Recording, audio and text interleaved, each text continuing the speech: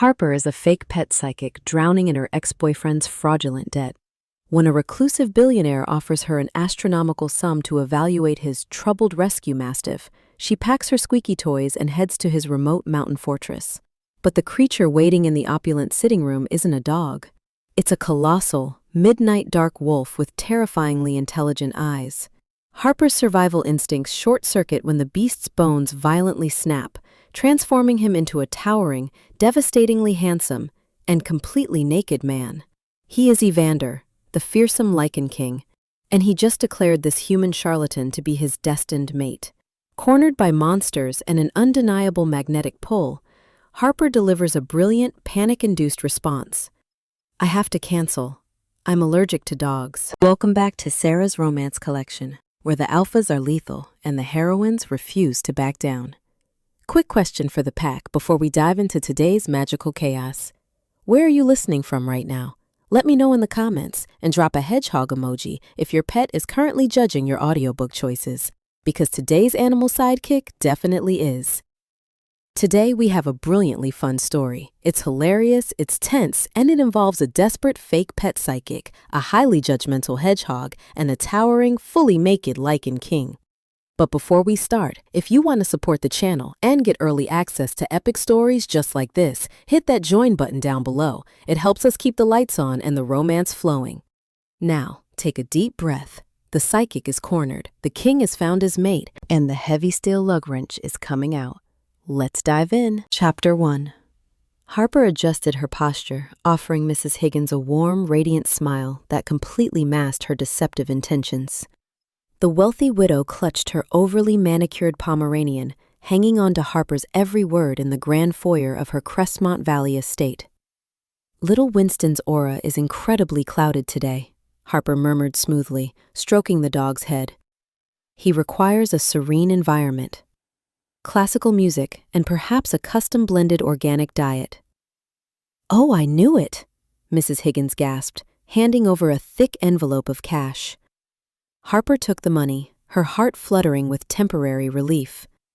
Another month of keeping the lights on, she thought, slipping the envelope into her coat pocket. Tucked safely in the oversized pocket of her cardigan was Raleigh, her fiercely judgmental domestic hedgehog. Raleigh poked his twitchy nose out and delivered a sharp, aggressive sneeze aimed directly at Mrs. Higgins. "Bless you," the widow cooed. Harper hurried down the sweeping driveway toward her vehicle. Her sleek, cherry cola-tinted vintage coupe gleamed flawlessly under the afternoon sun. She popped the trunk to deposit a few useless crystal props she utilized for the wealthy clientele. Inside the trunk, her heavy steel lug wrench and an emergency tactical flashlight sat perfectly aligned on the felt lining, relics of her highly pragmatic nature. She slammed the trunk shut and opened the driver's side door, tossing her leather-bound evaluation clipboard onto the passenger seat. She slid behind the wheel, the plush upholstery sighing beneath her. She aggressively organized the cash in her console, a nervous quirk she couldn't suppress when the crushing reality of her financial ruin loomed. Her ex-boyfriend, Jason, had vanished months ago, leaving her drowning in fraudulent commercial leases. Her phone buzzed violently against the dashboard. The caller ID flashed Kyle's name, her younger brother. She answered, putting it on speaker. "Tell me you're not stress baking again, Kyle." "I'm whisking meringue, Harper. Furious meringue." Kyle's anxious voice echoed through the car. "The bank just sent another notice. They are threatening to seize the coupe by Friday. Jason's unpaid loans are officially defaulting." Harper gripped the steering wheel, her knuckles turning stark white. The news hit her like a sudden plunge into freezing water. The coupe was the only thing she truly owned. "I am going to hunt Jason down and feed him to a pack of rabid raccoons," she plotted silently. "We will figure it out. I just need one massive job." "How?" Kyle demanded, the sound of a metal whisk clattering against a glass bowl ringing through the speaker. "Unless a billionaire suddenly needs a psychic intervention for their goldfish, we are doomed. The culinary school tuition is due next week, and you are eating ramen for dinner." Harper sighed, rubbing her temple.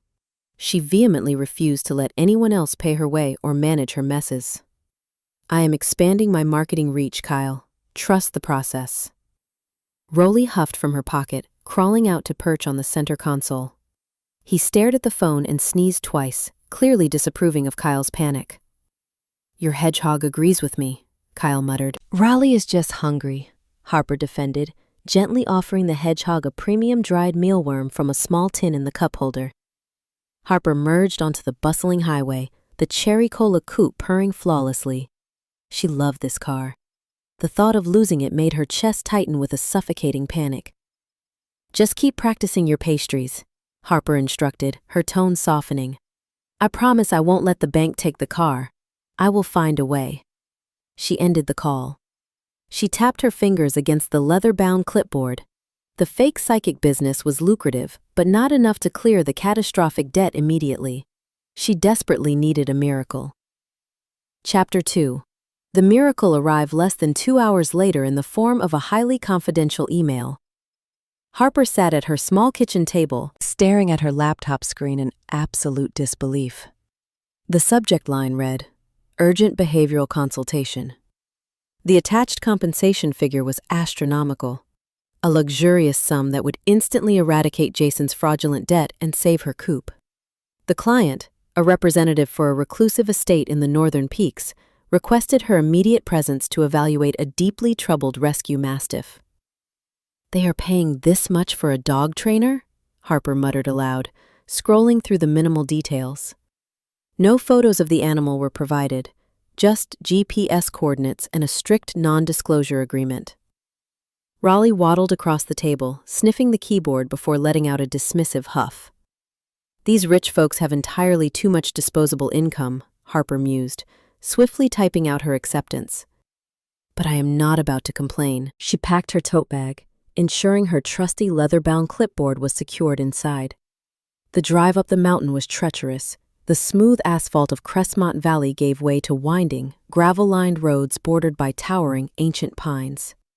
The cherry cola coupe handled the steep incline beautifully, though the encroaching shadows of the dense forest made Harper instinctively verify that her doors were locked. The GPS finally announced her arrival at a sprawling, highly fortified compound. It was a staggering display of wealth, towering stone walls, reinforced steel gates, and a massive architectural marvel of glass and dark wood nestled directly into the mountainside. A stoic man in a tailored suit, Caleb, according to his brief introduction, met her at the grand entrance.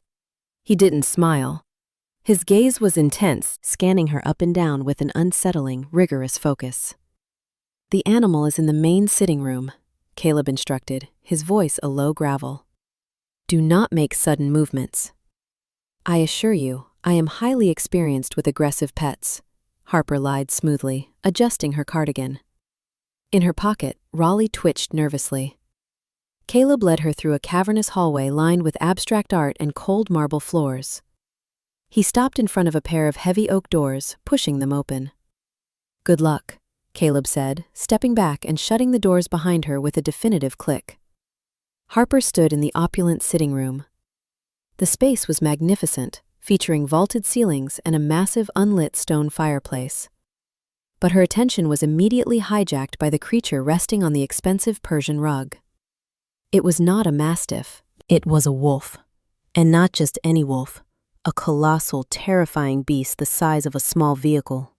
Its coat was a thick midnight dark, and its golden hazel eyes locked onto hers with piercing, unnatural intelligence. Harper's breath hitched, her mind frantically trying to process the lethal predator lounging in a billionaire's living room. The wolf didn't growl, it simply watched her, radiating a suffocating dominance that made her knees tremble. "This is how it ends," Harper thought wildly, gripping the strap of her tote bag. "I am going to be eaten in a luxury mountain fortress."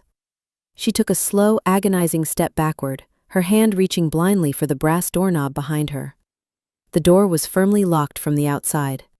Panic flared hot and bright in her chest. She was trapped. The massive wolf slowly rose to its feet, its muscles rolling fluidly beneath its dark fur. It stood taller than her waist, a majestic and terrifying force of nature. It took a single, deliberate step toward her. Raleigh, sensing the immense danger, poked his head out of her pocket and unleashed a furious, aggressive sneeze directly at the giant predator. Chapter 3. Evander, the fearsome Lycan King of the Northern Territories, was currently experiencing the most humiliating moment of his centuries-long life. Kruger's synthesized botanical venom coursed heavily through his veins, completely paralyzing his shifting gland. He was trapped in his wolf form for exactly 72 hours, unable to speak, command his guard, or rip the rogue alpha to shreds. Instead, he was forced to endure the absolute indignity of being evaluated by a human pet psychic. Harper pressed her back against the locked oak door, her heart hammering a frantic rhythm. When the colossal wolf didn't immediately lunge to tear her throat out, her pragmatic survival instincts violently kicked in. She had a ruinous debt to pay, and she wasn't leaving without that paycheck. "Okay," Harper whispered, her voice trembling slightly. She cleared her throat and forced a bright, patronizing tone. "Who is a good boy? Are you a good boy?" Evander blinked his golden hazel eyes. Did this tiny human just baby talk me? The absolute audacity. Harper cautiously unglued herself from the door and took a seat on the edge of a velvet armchair. She opened her leather-bound clipboard, her pen shaking as she pretended to take notes. The wolf tracked her every movement, its gaze unnervingly sharp. "Let's see," Harper murmured, trying to project clinical confidence. "Your aura is very tense, deeply red. You seem to have some territorial dominance issues. Have you considered meditation?" Evander let out a low, rumbling huff that sounded suspiciously like a scoff. He laid his massive head on his paws, watching her with a mixture of profound irritation and sudden, captivating intrigue. Despite his current captivity, Evander noticed it immediately. The delicate, intoxicating fragrance of wild blackberry and sweet almond wafted from her skin. It bypassed his rational mind, striking directly at his primal instincts. The mating bond, dormant and entirely unexpected, snapped into vivid focus. This chaotic, deceptive little human was his destined queen. Harper misread his intense stare as hunger. She reached into her tote bag and pulled out a crinkling plastic wrapper. "I brought organic liver treats, premium quality." She tossed a small brown square across the Persian rug. It bounced off Evander's nose and landed near his massive paws. Evander stared at the liver treat. He, a monarch who dined on imported prime rib, was being pelted with dried organ meat. "If my council sees this, I will have to exile myself out of pure shame," he thought, twisting his head away in disgust. "Picky eater, got it," Harper noted, scribbling frantically. She was starting to calm down, her fears slowly transforming into her usual witty sarcasm. "Perhaps you just need some structured play therapy." She reached into her bag again and pulled out a bright neon green rubber toy. She squeezed it, producing a shrill, obnoxious squeak that echoed loudly through the vaulted room. Evander's ears pinned back. He leveled a glare at her that could wither a seasoned warrior. Raleigh, completely fed up with the giant canine occupying the room, scrambled out of Harper's pocket and onto the armrest. The hedgehog puffed up his quills, stared directly into Evander's golden hazel eyes, and sneezed with tremendous violence. Evander actually felt a flicker of respect for the spiky little creature. Suddenly, a sharp, burning sensation flared deeply in Evander's chest. The 72-hour mark was approaching. The botanical venom was finally losing its iron grip on his shifting gland. His breathing hitched, turning ragged and deep. The muscles beneath his dark coat began to twitch uncontrollably. Harper dropped the squeaky toy, her clipboard slipping slightly from her grasp. "Hey, are you okay? You're breathing really fast." The wolf let out a guttural, agonizing groan. The sound of heavy bones cracking echoed sharply in the silent room.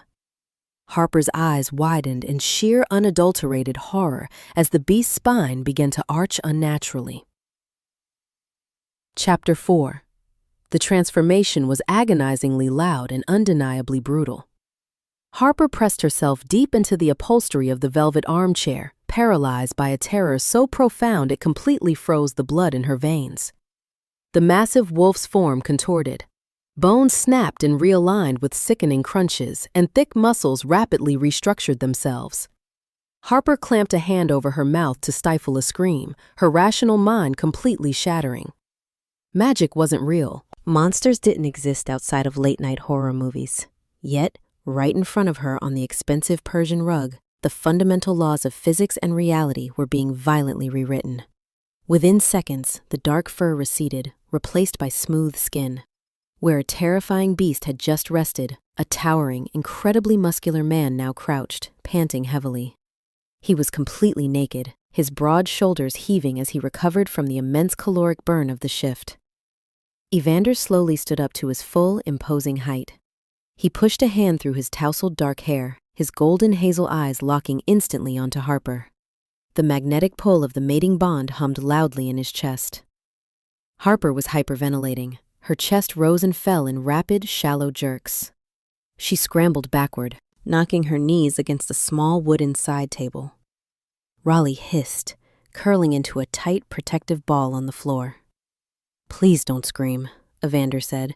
His voice was a rich, deep baritone that vibrated through the floorboards. He took a slow, deliberate step back, raising his hands in a placating gesture. "I am not going to hurt you."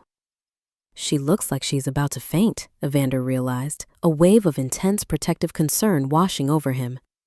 "I need to ground her before she goes into shock." "Look at me," Evander instructed gently, keeping his distance. "My name is Evander. Take a deep breath. Just breathe with me." Harper stared at him, her wide eyes darting from his intense gaze to his bare chest and then quickly back up to his face. She forced herself to inhale a shaky breath, her logical brain desperately trying to categorize the impossible situation. He wasn't attacking her. He was speaking calmly. The immediate threat of being eaten seemed to have passed, replaced by an entirely different kind of absolute madness. You were a dog," Harper stammered, her voice barely a fragile whisper. "A Lycan," Evander corrected softly, offering a small, reassuring smile. "A wolf shifter, and you, surprisingly, are my destined mate." That specific word, mate, triggered a massive short circuit in Harper's survival instincts. Between the crushing financial ruin, Jason's devastating betrayal, and now a naked mythical king standing in a billionaire's sitting room claiming her as his destiny, her threshold for reality simply collapsed. She vehemently refused to accept this. If she acknowledged the giant werewolf, her entire life would irrevocably change. She needed an out. She needed to leave, right now. Harper bent down, moving with rigid, robotic precision, and scooped up her leather-bound clipboard. She tucked Raleigh safely into her pocket. She stood up straight, smoothing the wrinkles from her cardigan with a violently shaking hand. "I am going to have to cancel this session," Harper stated flatly, her tone completely void of emotion. She looked the terrifyingly gorgeous man right in the eyes. "I am severely allergic to dogs." Evander paused, completely thrown off guard by the sheer absurdity of her excuse. A booming, delighted laugh suddenly echoed from his chest, entirely ruining his fearsome monarch facade. "Good thing I'm a wolf," he rumbled, highly amused. Harper didn't wait for another word. She spun on her heel and bolted for the heavy oak doors, her sensible flat slapping loudly against the marble floor. She gripped the brass handles, yanked them open, and sprinted into the hallway. She only made it 10 feet. A sudden blur of motion rushed past her. Evander, moving with supernatural speed, stepped effortlessly in front of her, completely blocking her exit with his massive frame. He leaned against the wall, a charming smirk playing on his lips, effortlessly trapping her inside his world. Chapter 5. Evander leaned against the cold marble wall, completely unbothered by his lack of clothing. His towering frame effortlessly blocked Harper's path to the front entrance. Harper halted abruptly, her sensible flat skidding slightly on the polished floor. She gripped her leather-bound clipboard tightly against her chest, treating it like a tactical shield. She fiercely refused to let her gaze drop below his collarbone. "If I look down, my brain will officially collapse and I will faint right here on this opulent flooring," she reminded herself, keeping her eyes rigidly fixed on the intricate molding behind his left ear. "You cannot leave," Evander stated, his rich baritone echoing in the expansive corridor. "You are my mate. The bond is profound and undeniable." "I am a professional consultant with a very demanding schedule," Harper lied smoothly, projecting a steady, authoritative tone. "I do not have time for whatever the situation is. Please step aside." Evander's golden hazel eyes gleamed with deep amusement. He profoundly admired her sheer bravado. Most humans would be weeping in a corner by now, yet she is trying to manage me like a recalcitrant puppy, he thought, a rush of genuine affection warming his chest. Before he could formulate a response, heavy footsteps echoed from the opposite end of the hall. Caleb, the stoic lead guard, approached with a bundle of dark fabric draped over his muscular arm. He didn't even blink at the king's completely naked state. "Your garments, sire," Caleb said, handing over a pair of thick charcoal gray sweatpants and a matching t-shirt. "The kitchen has also prepared your recovery meal to replenish your reserves." Evander swiftly pulled the sweatpants on, the cotton stretching tightly over his muscular thighs. "Thank you, Caleb. Please escort our guest to the dining room. She will be joining me." "I'm not hungry," Harper protested instantly. Right on cue, her stomach betrayed her with a loud, hollow rumble. She hadn't eaten anything substantial since yesterday's instant ramen. Evander chuckled softly, a sound that rumbled deep in his chest. "Your body disagrees. Come, we will eat and then we will talk." Seeing no immediate tactical advantage in resisting, Harper reluctantly followed them.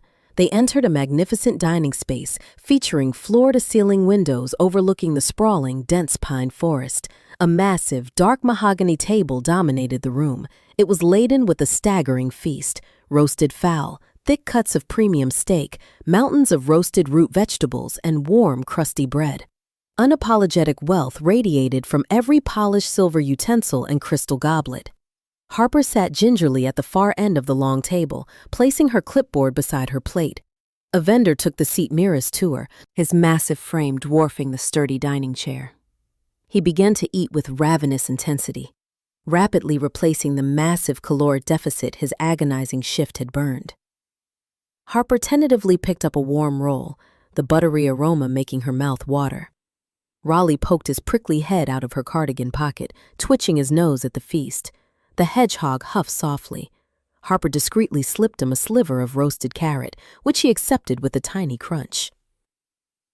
"So," Harper began, aiming for a polite, conversational tone while gripping her silver butter knife like a tiny defensive weapon. "You are a mythical king, and you live in this secluded mountain fortress." "Lycan," Evander corrected gently, swallowing a generous bite of steak. "And yes, this vast territory is mine to govern. My isolation keeps my people safe from human scrutiny and internal conflict." Harper paused, momentarily surprised by the quiet vulnerability in his statement. She expected supreme arrogance, but instead found a deeply entrenched loneliness that felt remarkably familiar to her own solitary life. Suddenly, the heavy mahogany dining room door swung inward with considerable force. Caleb entered, his posture rigid and his jaw tightly clenched. "Forgive the interruption, sire," Caleb announced, his tone incredibly grim. "Our perimeter alarms have been triggered. Kruger's scouts are actively tracking this location, and they are closing in fast." Chapter 6. The stark announcement hung heavily in the dining room, instantly shattering the tentative peace. Evander's golden hazel eyes hardened into molten fury. He stood up, his chair scraping loudly against the hardwood floor. The sheer, terrifying aura of the Lycan King returned with crushing force. "Lock down the estate," Evander commanded Caleb, his voice vibrating with lethal authority. "No one breaches the outer walls. I will handle our guest." Caleb nodded sharply and vanished down the corridor. Evander turned his intense gaze back to Harper. "You must remain here. It is too dangerous for you to traverse the mountain roads while Kruger's men are hunting." Harper stood up, clutching the sturdy folio tightly to her chest. The paralyzing fear from earlier morphed into sharp, defensive anger. She categorically refused to be trapped in this gilded cage, no matter how luxurious the meals were. "I cannot stay here," Harper insisted firmly, her pragmatic mind racing. "I have pressing financial obligations. The bank is literally threatening to seize my vehicle by Friday. If I do not handle this, my life in Crestmont Valley is entirely over." Evander frowned, his brow furrowing in confusion. "A vehicle. I can supply you with a fleet of cars.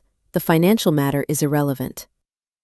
It is highly relevant to me, Harper snapped back, fiercely protective of her independence. I solve my own problems. I am leaving. Before Evander could argue, his communicator chimed. He stepped away to answer the secure channel, his attention momentarily diverted by the urgent security protocols. Harper seized the tiny window of opportunity. She slipped silently out of the dining room, her sensible flats making no sound on the expensive rugs.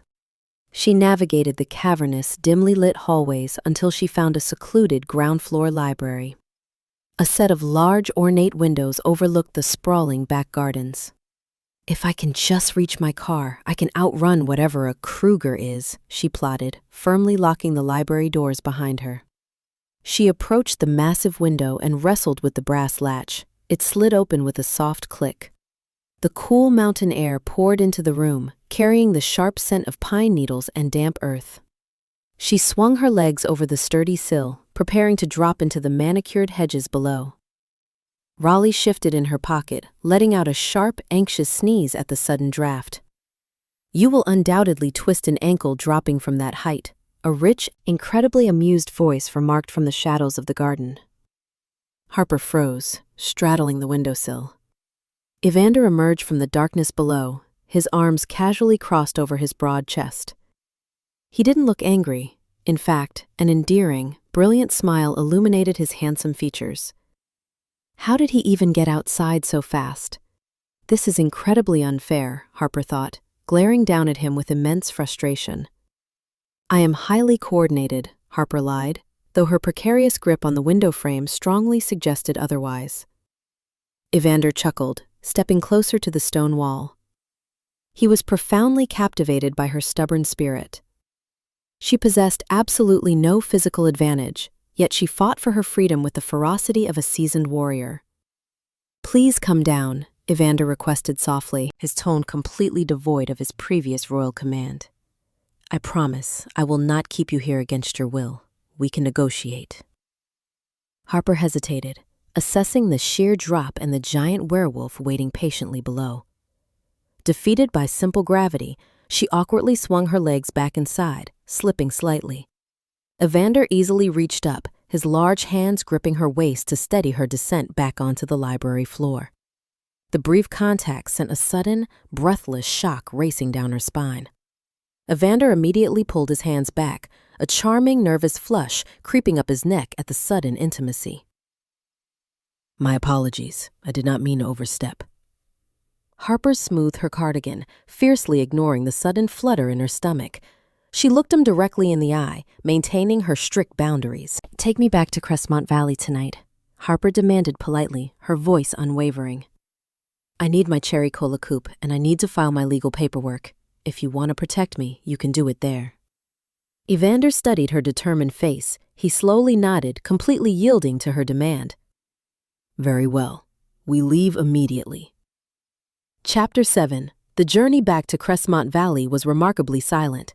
Caleb seamlessly drove Harper's sleek, cherry cola-tinted vintage coupe, easily navigating the treacherous mountain descent, while Evander trailed closely behind in a heavily armored luxury SUV.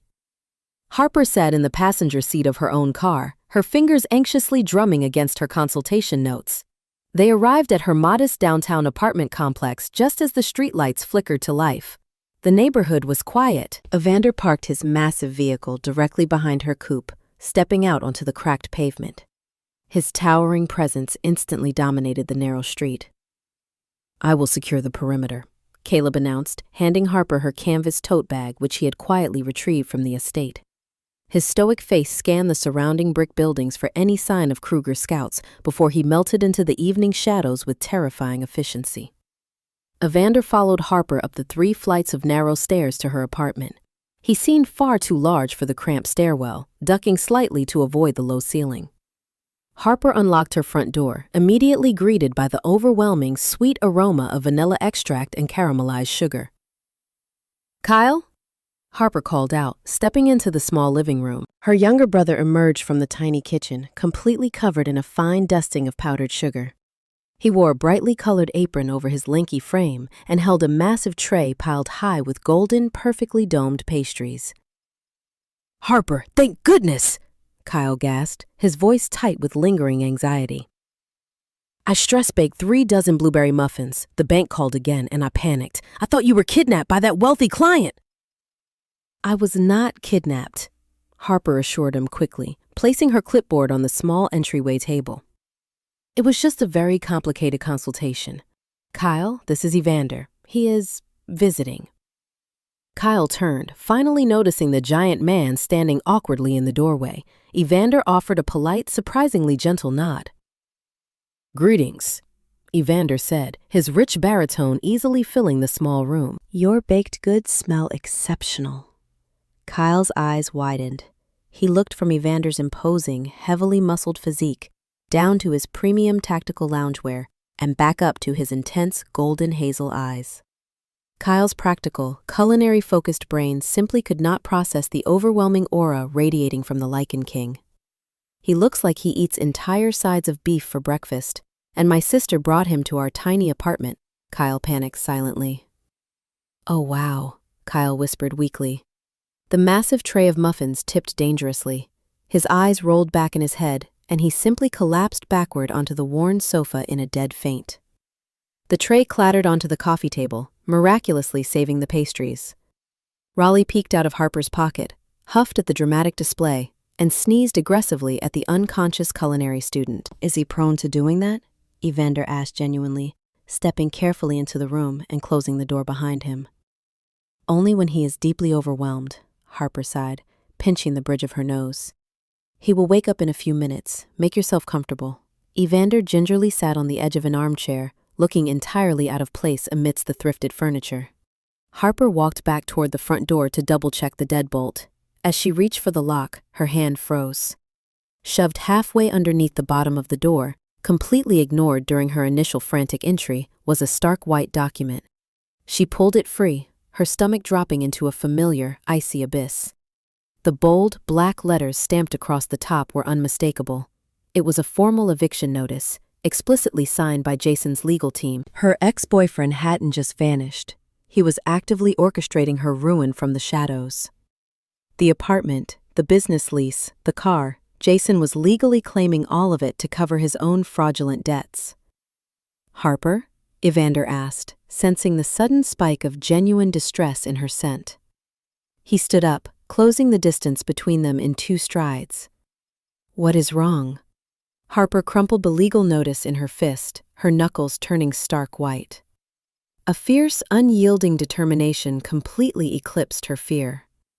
He is trying to take everything, but I am absolutely not going to let him win.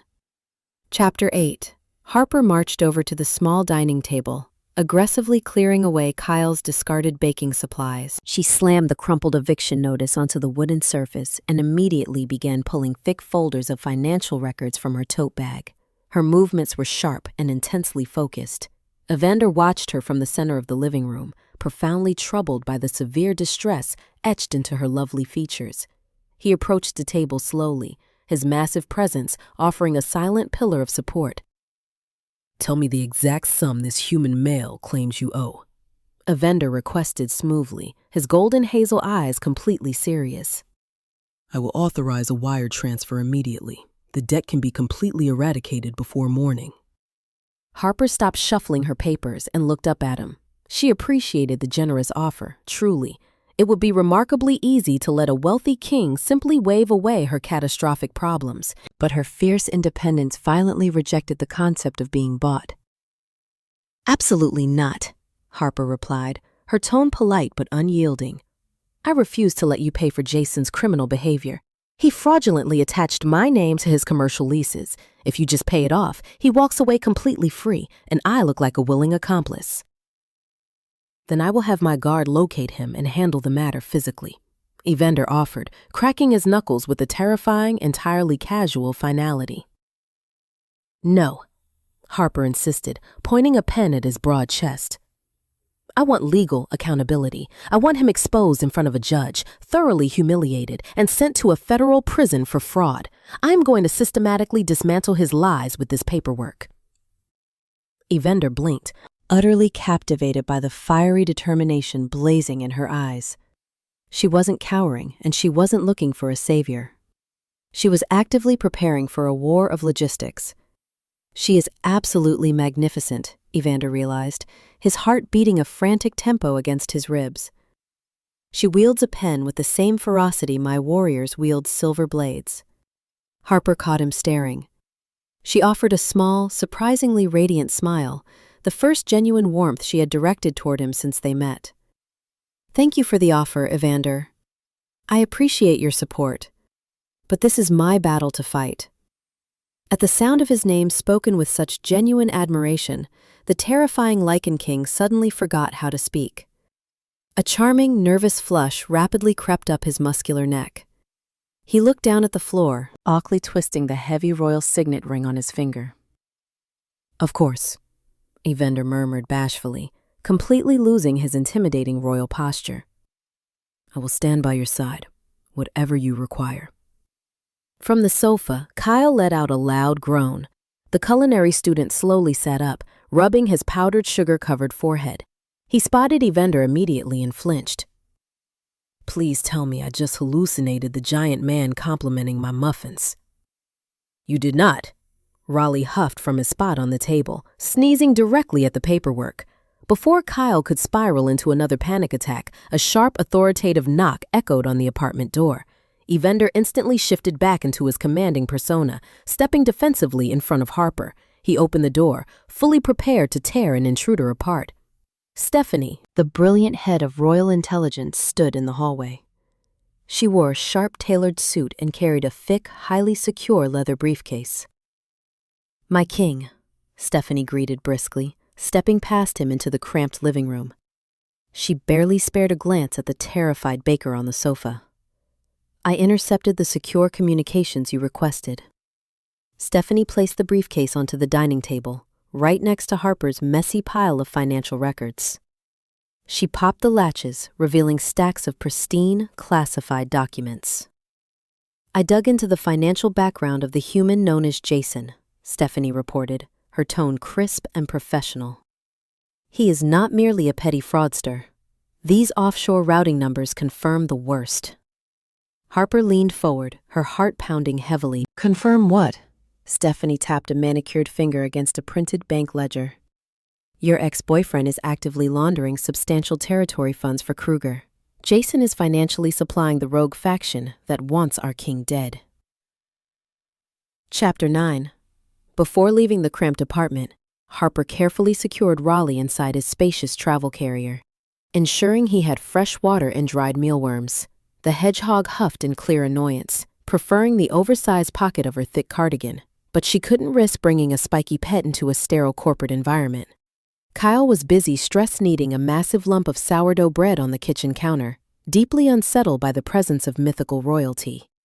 Just do not let anyone eat me while you are gone, Kyle requested nervously, aggressively dusting his hands with flour. Caleb is guarding the perimeter, Harper assured him gently, grabbing her trusty pen. You are perfectly safe. Caleb drove them downtown, his eyes constantly scanning the rearview mirror for any signs of Kruger's scouts. The morning sun cast a harsh glare over the Crestmont Valley Financial District.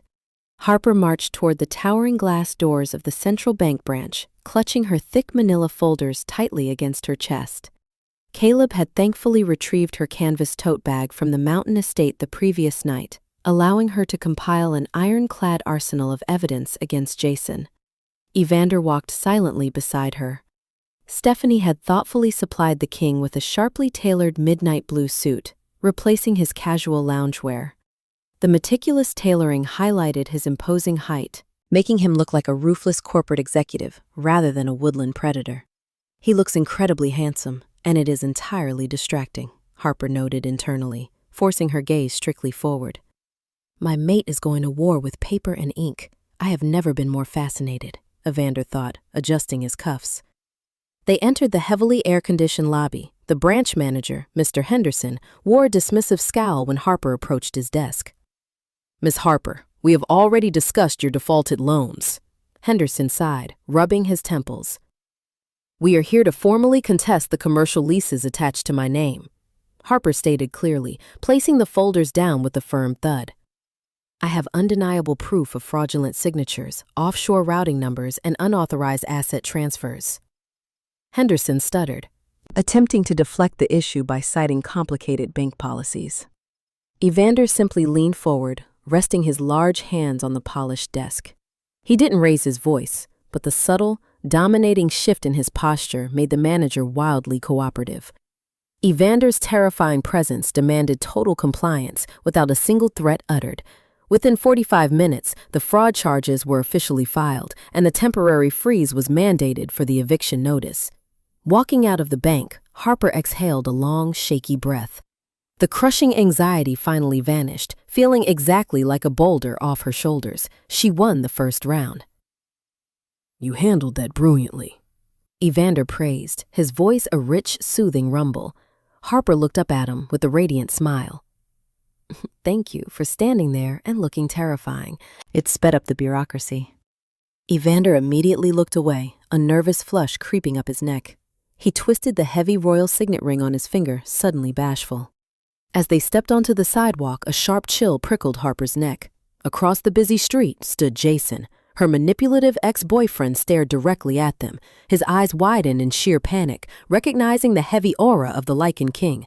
Jason took one frantic step backward and vanished into the crowd. Chapter 10. The Crestmont Valley apartment was enveloped in quiet stillness. The digital clock on the microwave read 2 a.m. Kyle had long since retired to his tiny bedroom, exhausted from an intense day of baking and supernatural revelations. Harper sat comfortably on the worn sofa, a warm mug of chamomile tea resting securely in her hands. Raleigh was curled into a spiky, peaceful ball on her lap, occasionally twitching his little nose. Evander occupied the armchair across from her. He had removed his suit jacket and neatly rolled up his sleeves, looking profoundly relaxed in the dim light of the single floor lamp. The silence between them was not heavy or awkward. Instead, it felt incredibly comfortable and deeply grounding. "You handled seeing your former partner today with remarkable grace," Evander noted softly, leaning forward and resting his elbows on his knees. Most people would have let their anger dictate their actions, perhaps causing a scene on the street. Harper gently traced the rim of her ceramic mug, staring into the golden liquid. "Anger is exhausting. I just want to clear my name so I can finally open my animal rehabilitation clinic. Jason always told me my dreams were a foolish waste of capital. He ruined my credit, but I refused to let him ruin my future. I was so incredibly foolish to trust someone who only saw me as a stepping stone," Harper reflected bitterly, taking a slow sip of her tea to soothe her dry throat. Evander frowned, a deep rumble vibrating in his chest. "He is a fool. Your compassion is your greatest strength, Harper. It is entirely unique, and it should be cherished." Harper offered a small, appreciative smile. She loved feeling seen and valued. "What about you? You rule an entire territory. You have guards, immense wealth, and incredible power, but you live in that massive fortress all by yourself. What was your family like?" Evander twisted his signet ring, looking down at the scuffed floorboards. "My parents passed away centuries ago." The crown is incredibly isolating. People revere the title, but they fear the man. They only see the dangerous predator. I have spent countless years surrounded by courtiers, yet I have never felt truly known by anyone. It is a lonely existence.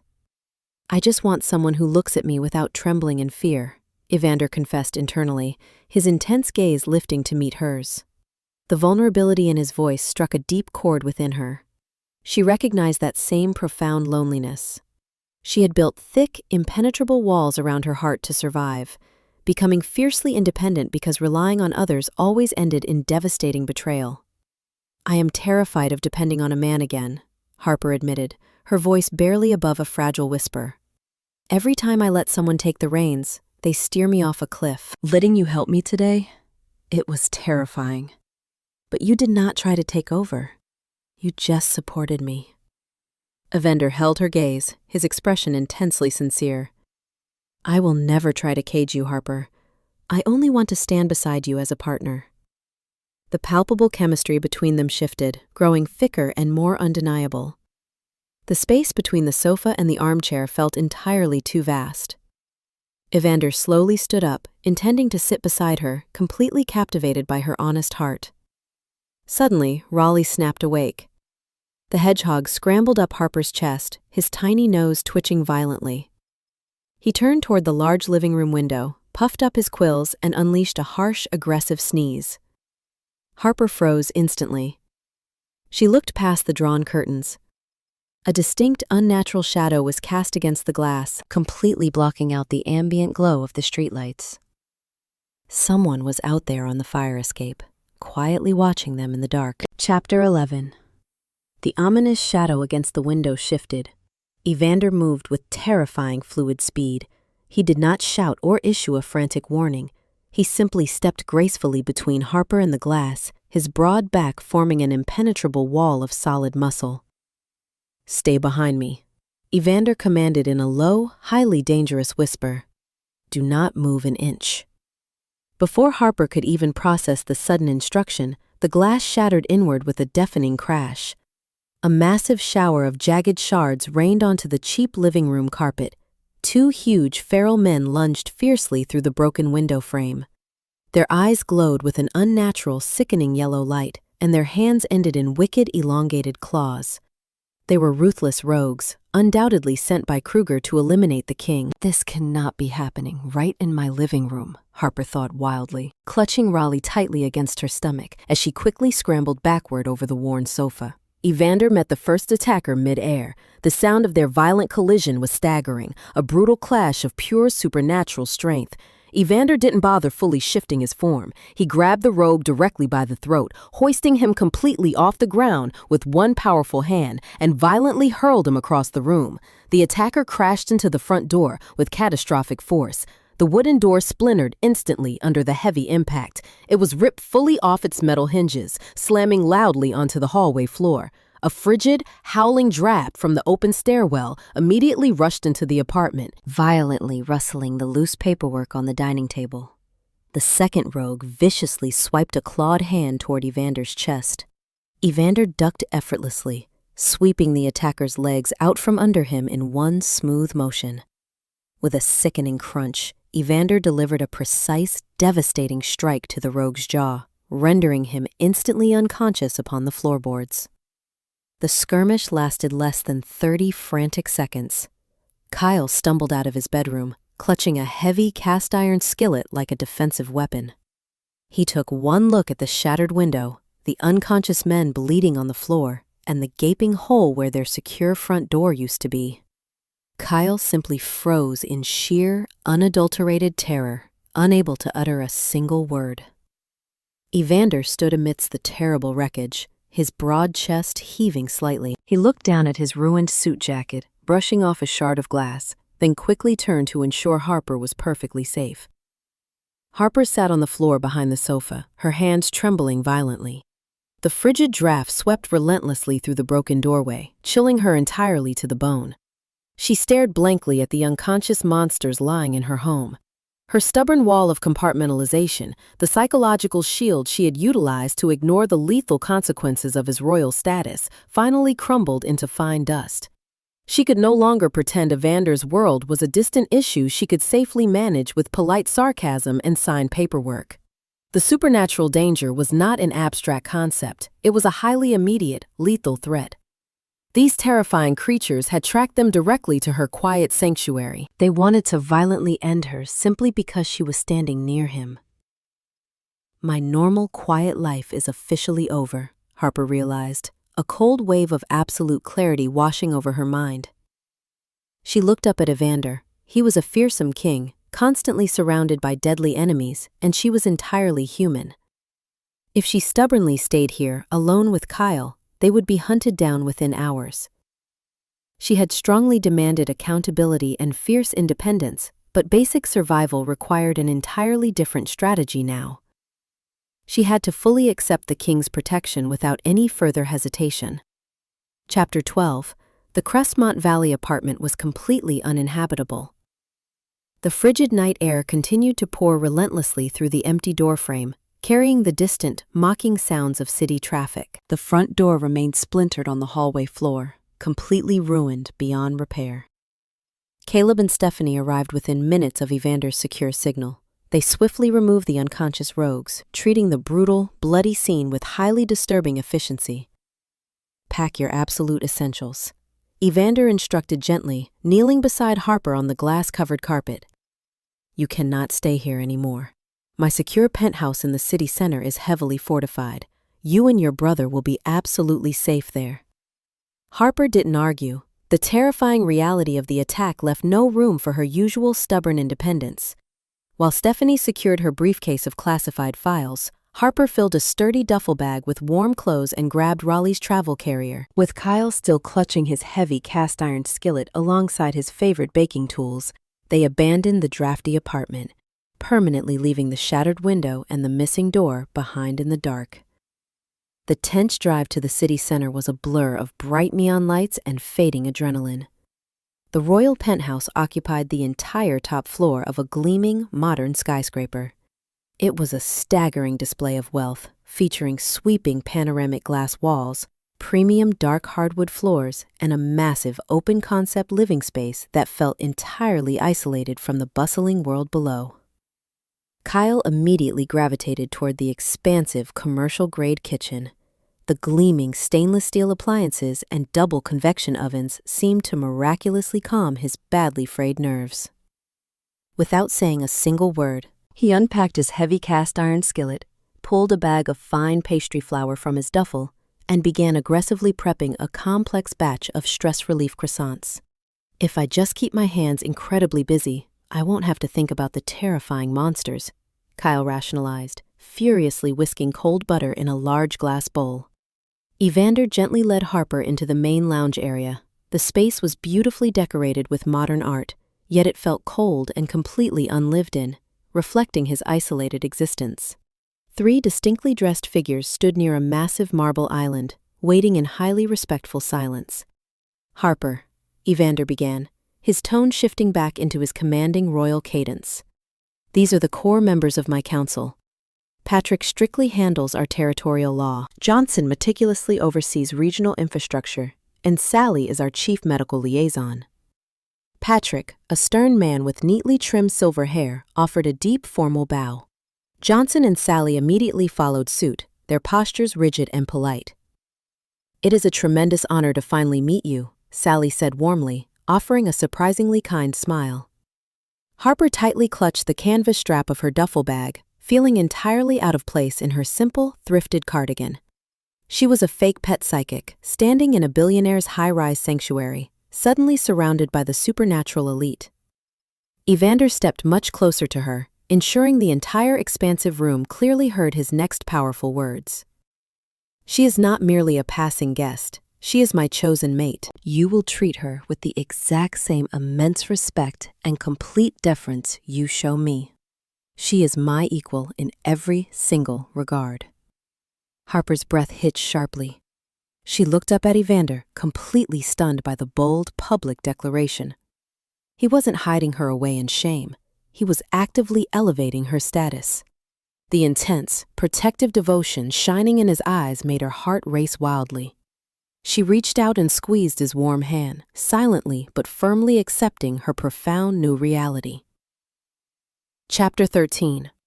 The late afternoon sun cast long, golden shadows across the expansive living space of the royal penthouse. Harper stood near the panoramic glass walls, watching the bustling metropolis below. Behind her, the rhythmic, soothing sound of Kyle aggressively rolling out a fresh batch of laminated pastry dough echoed from the commercial-grade kitchen. Raleigh rested in his secure travel carrier on the marble island, munching contently on a premium dried mealworm. A soft, polite knock sounded at the guest bedroom door. Stephanie, the brilliant head of intelligence, entered carrying a massive, impeccably wrapped garment box. She placed it gently onto the pristine duvet. The king requested this be delivered for tonight's territory gathering. Stephanie announced, her tone remarkably professional. It is customary for his partner to attend such high-profile events. Harper approached the box with palpable hesitation. She untied the silver ribbon and lifted the lid, parting the crisp tissue paper. Inside lay a stunning, midnight blue silk gown. The fabric possessed a luminescent, almost liquid quality, completely devoid of heavy embellishments. It was a masterpiece of minimalist elegance, an extravagantly priced garment that radiated undeniable luxury. I cannot accept this, Harper murmured, her pragmatic mind instantly calculating the astronomical cost. It is too much. I refuse to be a financial burden. Stephanie offered a rare, genuine smile. It is not a transaction, Harper. It is a gift of profound respect. Evander wishes to proudly present you to his people. Wear it. Taking a deep, steadying breath, Harper slipped into the gown. It fit flawlessly, cascading down her frame like dark water. She styled her hair into an elegant, sweeping updo, leaving a few soft tendrils to frame her expressive features and the scattering of freckles across her nose. She exited the bedroom and walked into the main lounge. Evander stood near the expansive windows, dressed in a sharply tailored charcoal black tuxedo that emphasized his imposing, heavily muscled physique. He turned as she approached, and his intense, golden hazel eyes widened considerably. He completely lost his train of thought, his formidable presence softening into pure, captivating awe. You look magnificent. Evander breathed, a charming, nervous flush creeping up his thick neck. He reached into his jacket pocket and retrieved a slender velvet case. Popping it open, he revealed a delicate, iridescent diamond necklace. May I?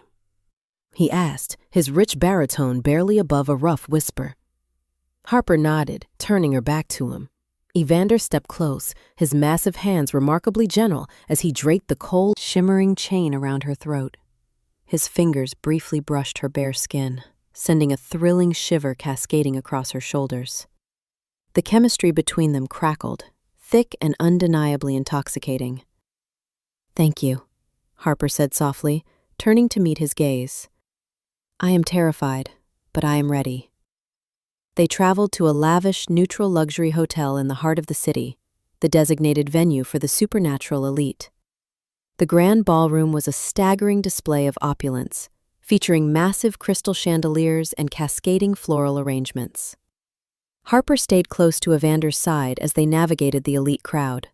Patrick, Johnson, and Sally offered deep, respectful bows as they passed. For a brief, wonderful hour, Harper almost forgot the lethal danger hunting them.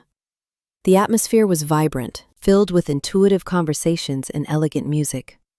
Evander remained a steadfast pillar of quiet support, occasionally leaning down to whisper witty, observant commentary about the various courtiers. Then, a harsh, entirely familiar voice sliced through the ambient noise, effectively shattering the fragile peace. "Harper, what on earth are you doing here?" Harper's stomach plummeted into a sudden icy freefall. She turned toward the audacious disruption. Standing near a towering champagne pyramid, wearing a smug, utterly infuriating grin, was her manipulative ex-boyfriend. Jason had crashed the elite gathering, and he was flanked by 4 massive, rough-looking men whose eyes gleamed with unnatural, predatory malice. Chapter 14. The vibrant chatter in the immediate vicinity faded into a tense, suffocating silence. Several high-ranking shifters turned their attention toward the escalating disruption. Jason adjusted his designer tie, stepping forward with an arrogant swagger that instantly ignited a blazing fury within Harper. Evander stiffened beside her, a low, highly dangerous rumble vibrating deep within his chest. His luminous ochre irises darkened, tracking the 4 heavily muscled enforcers flanking Jason. They were Kruger's men, unapologetically infiltrating neutral ground. "Do not intervene yet," Harper whispered softly to Evander, placing a steadying hand on his tuxedo-clad arm. "Let me handle him." She refused to cower. She stepped forward, her midnight blue silk gown shimmering under the chandeliers. She met Jason's patronizing gaze with unyielding, fierce determination. "I should ask you the same question, Jason," Harper replied, her voice projecting clearly across the hushed crowd. "Although, considering your recent penchant for funneling stolen funds into rogue bank accounts, I suppose mingling with criminals is your new profession." Jason's smug grin faltered slightly, a flash of genuine panic crossing his eyes before he quickly masked it with forced laughter. "Always the dramatic storyteller. I see you found a wealthy new client to fund your little fake pet psychic grift. Did you tell him you were drowning in commercial debt?" "You mean the debt you fraudulently acquired by forging my signature?" Harper countered smoothly, delivering the punchline with meticulous precision. The same debt that is currently frozen by the central bank because my legal team submitted a comprehensive dossier of your offshore laundering activities? You couldn't even manage a fake psychic business without committing federal crimes, Jason. A ripple of low, mocking whispers cascaded through the elite congregation. Patrick and Johnson stood a few feet away, openly glaring at the human who dared disrespect their king's mate.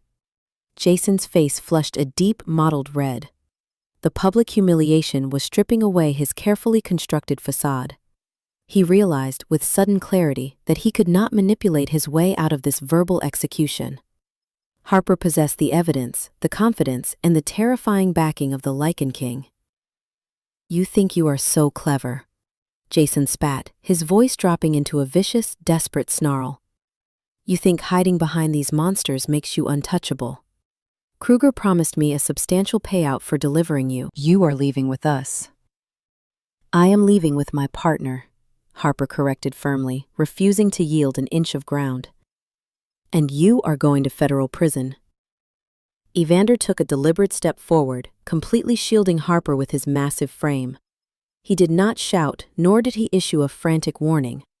He simply locked his intense gaze onto the manipulative human who had caused his mate so much profound distress. "You have spoken your final words in her presence," Evander commanded, his rich baritone echoing with lethal, crushing authority. "Leave this venue immediately, or you will be physically removed."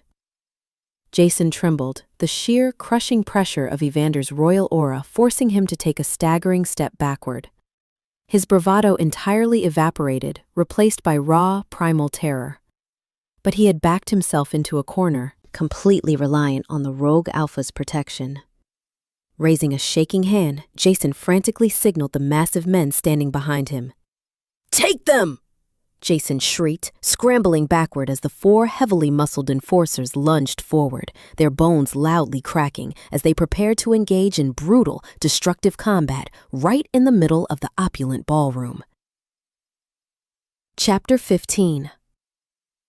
The grand ballroom erupted into sheer, unadulterated pandemonium.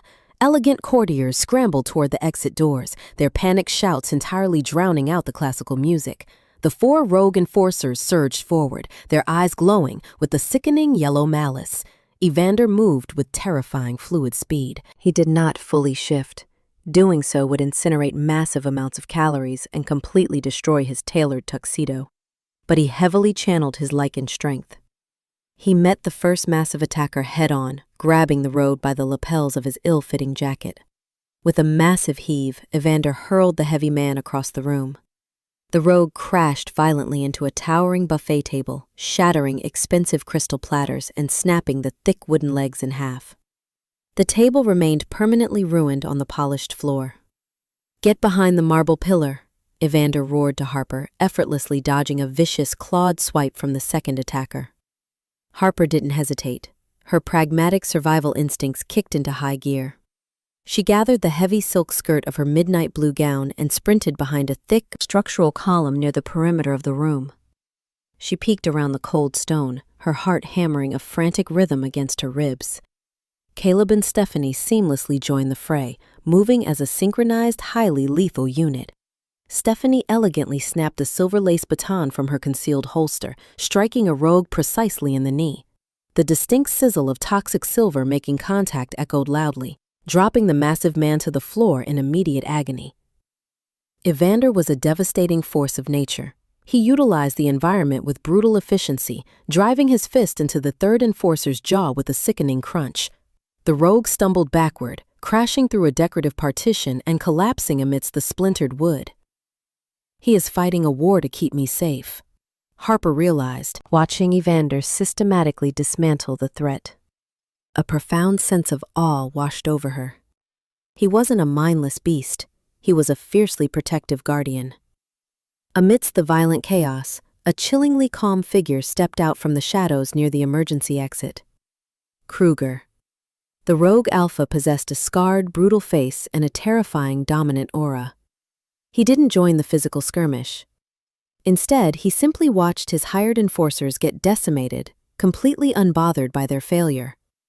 Kruger's dark eyes scanned the ruined ballroom, locking directly onto Evander, who stood victorious amidst the shattered tables and groaning men. Jason cowered pathetically behind Kruger, trembling violently. "You fight well for a king who relies on humans," Kruger sneered, his voice cutting through the remaining noise like a jagged blade. "But you cannot protect everyone. Enjoy this minor victory, Evander." Evander took a threatening step forward, his intense stare blazing with molten fury. Kruger offered a malicious, entirely confident grin. He raised his hands, stepping backward toward the heavy metal exit doors. "I will burn Crestmont Valley to ash. I will turn your precious territory into a graveyard."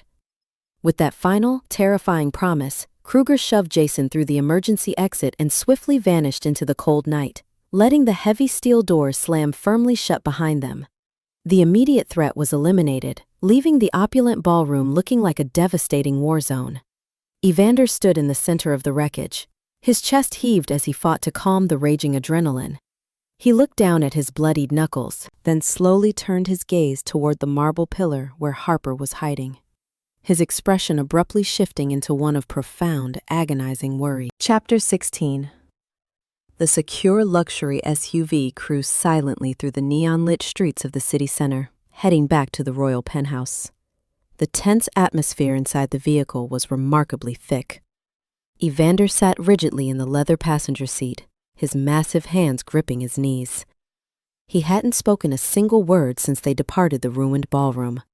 Harper sat beside him, still wearing her midnight blue silk gown. She observed his rigid posture, deeply troubled by his sudden withdrawal.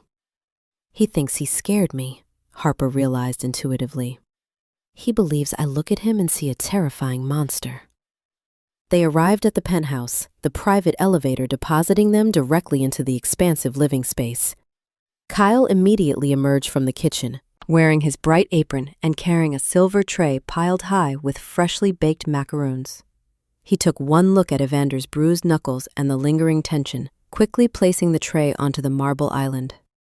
"I am going to check on Raleigh," Kyle announced swiftly, retreating down the hallway to give them privacy. Evander bypassed the living room entirely, walking toward the expansive glass windows. He stared out at the city skyline, his broad shoulders slumped in quiet defeat. "I apologize," he murmured, his rich baritone raspy and low. "You should not have witnessed that level of violence. I promised you a safe partnership, and instead, I exposed you to a brutal brawl." Harper walked purposefully toward the adjoining guest bathroom. She retrieved a clean, soft towel, running it under warm water before returning to the lounge. She approached his imposing figure, refusing to let him isolate himself in shame. "Turn around," Harper requested softly. Evander hesitated, then slowly turned to face her. He kept his gilded amber gaze cast downward, strictly avoiding her eyes. Harper reached up, gently pressing the warm, damp towel against a minor scrape along his sharp jawline. He flinched slightly at the contact, not from pain, but from the unexpected tenderness.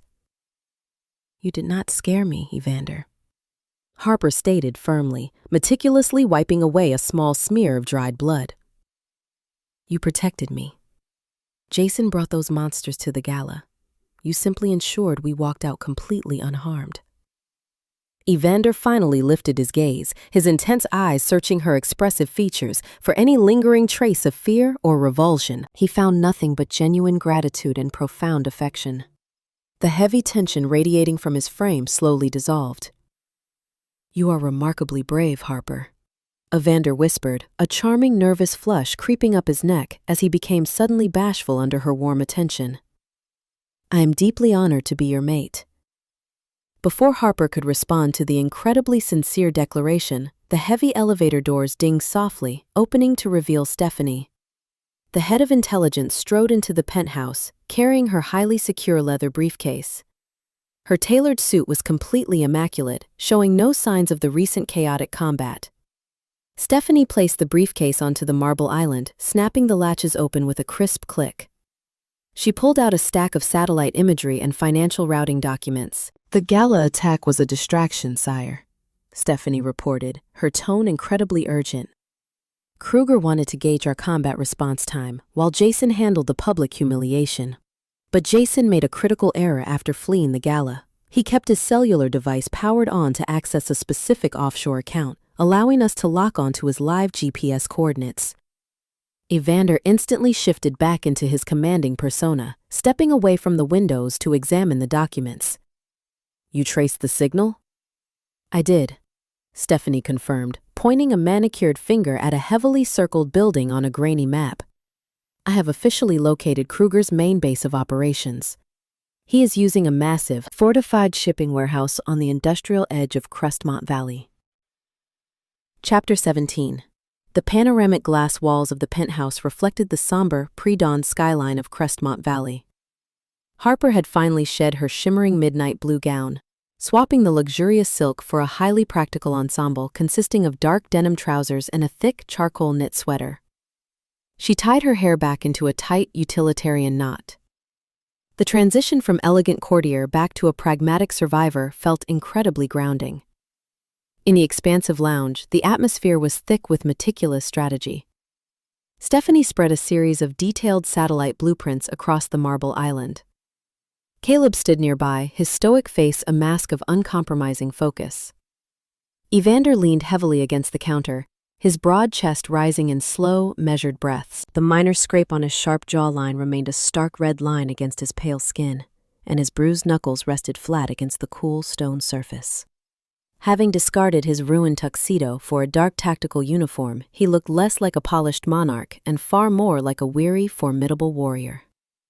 "Kruger is utilizing the primary shipping warehouse as a clandestine front," Stephanie elucidated, pointing a manicured finger at a sprawling rectangular structure on the map.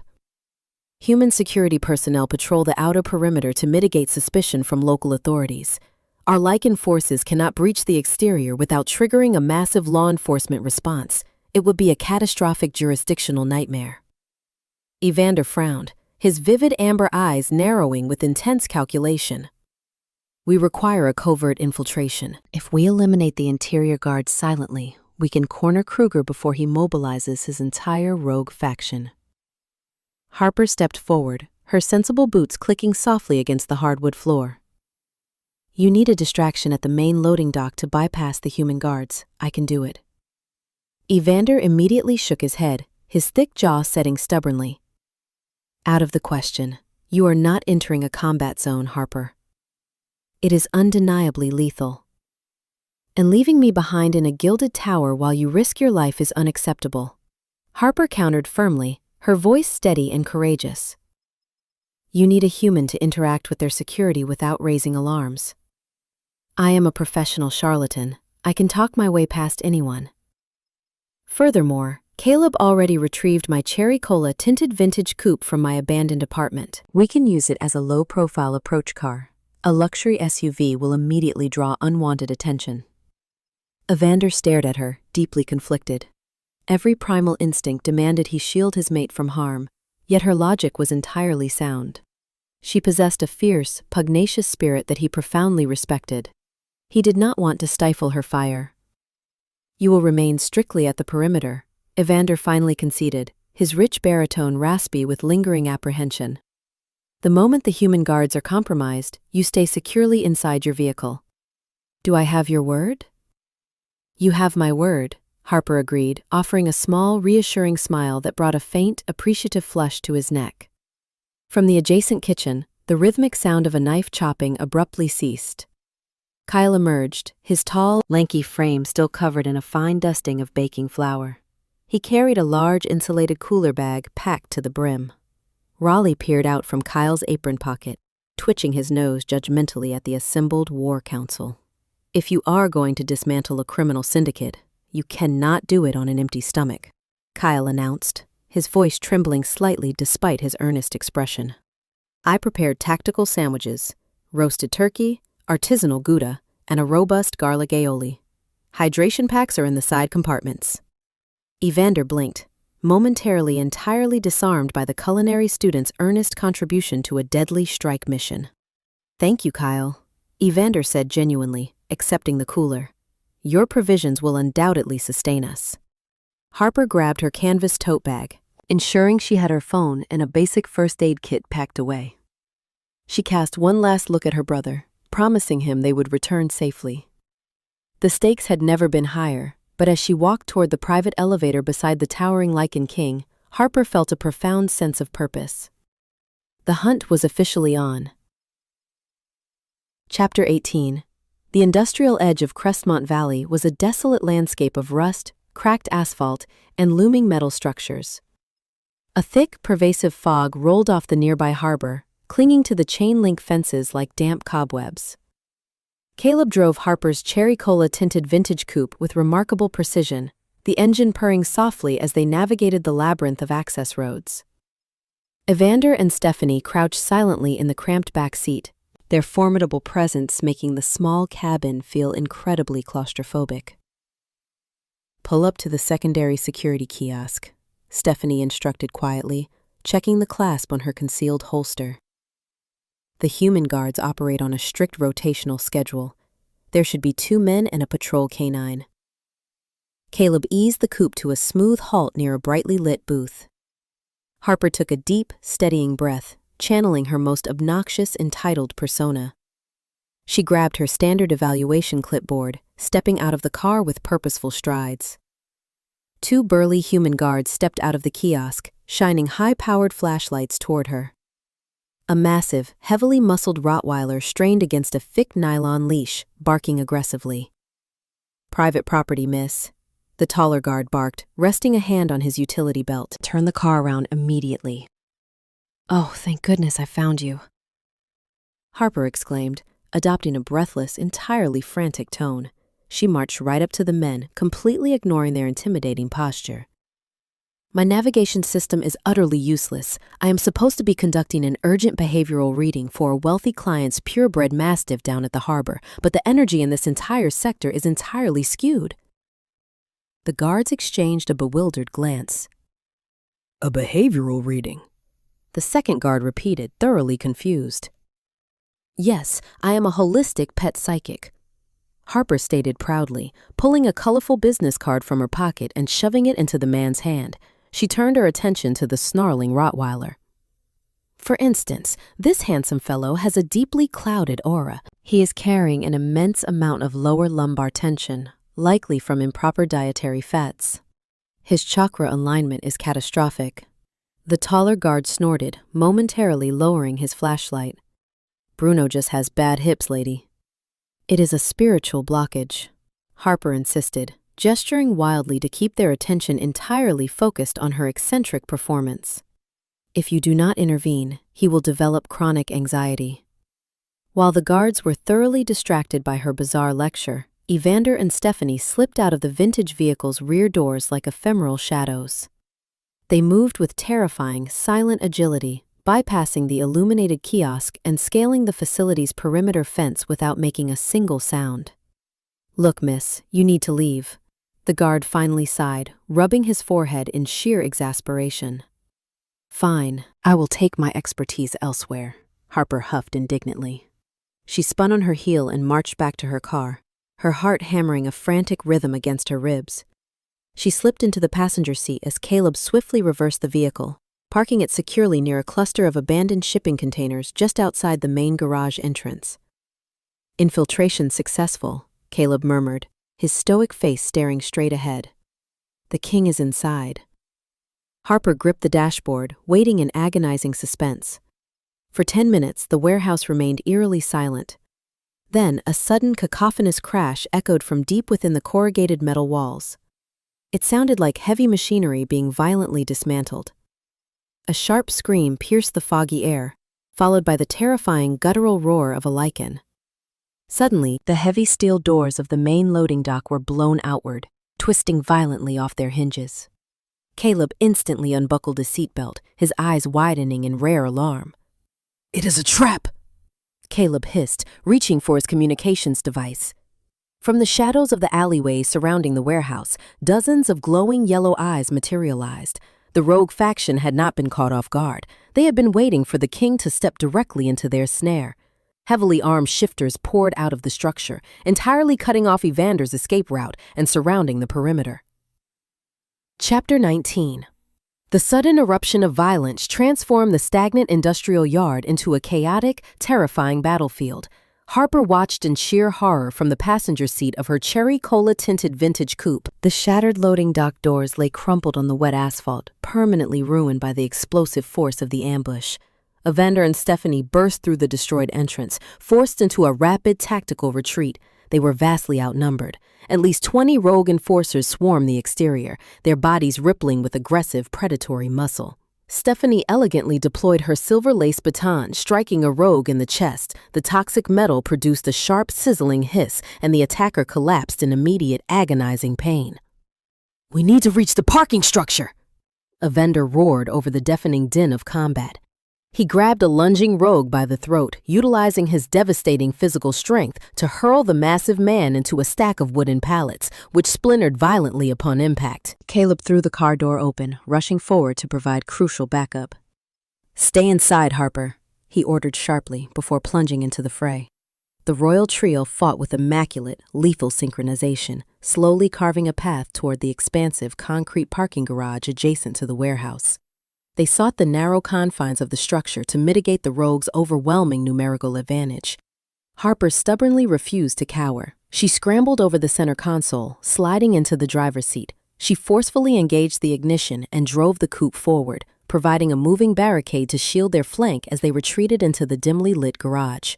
The fluorescent lights inside the concrete structure flickered sporadically, casting long, disorienting shadows. Evander stood at the entrance, his broad chest heaving as he repelled another fierce wave of attackers. His bruised knuckles were now bleeding freely, but his piercing amber gaze blazed with an unyielding, terrifying resolve. From an elevated catwalk above the garage entrance, a sharp mechanical click echoed through the damp air. Harper spotted the glint of metal just a fraction of a second too late. "Evander, above you!" she screamed, slamming her hand onto the car's horn to draw his attention. Evander whipped his head upward, but the projectile was already in flight. A specialized heavy-gauge dart embedded itself deeply into the thick muscle of his right shoulder. He let out a sudden guttural gasp, his knees buckling under an unprecedented wave of systemic shock. The dart was heavily laced with concentrated liquid silver. Evander ripped the projectile from his flesh, but the highly toxic substance had already entered his bloodstream. The injection site began to sizzle ominously, the surrounding tissue instantly blackening with rapid necrosis.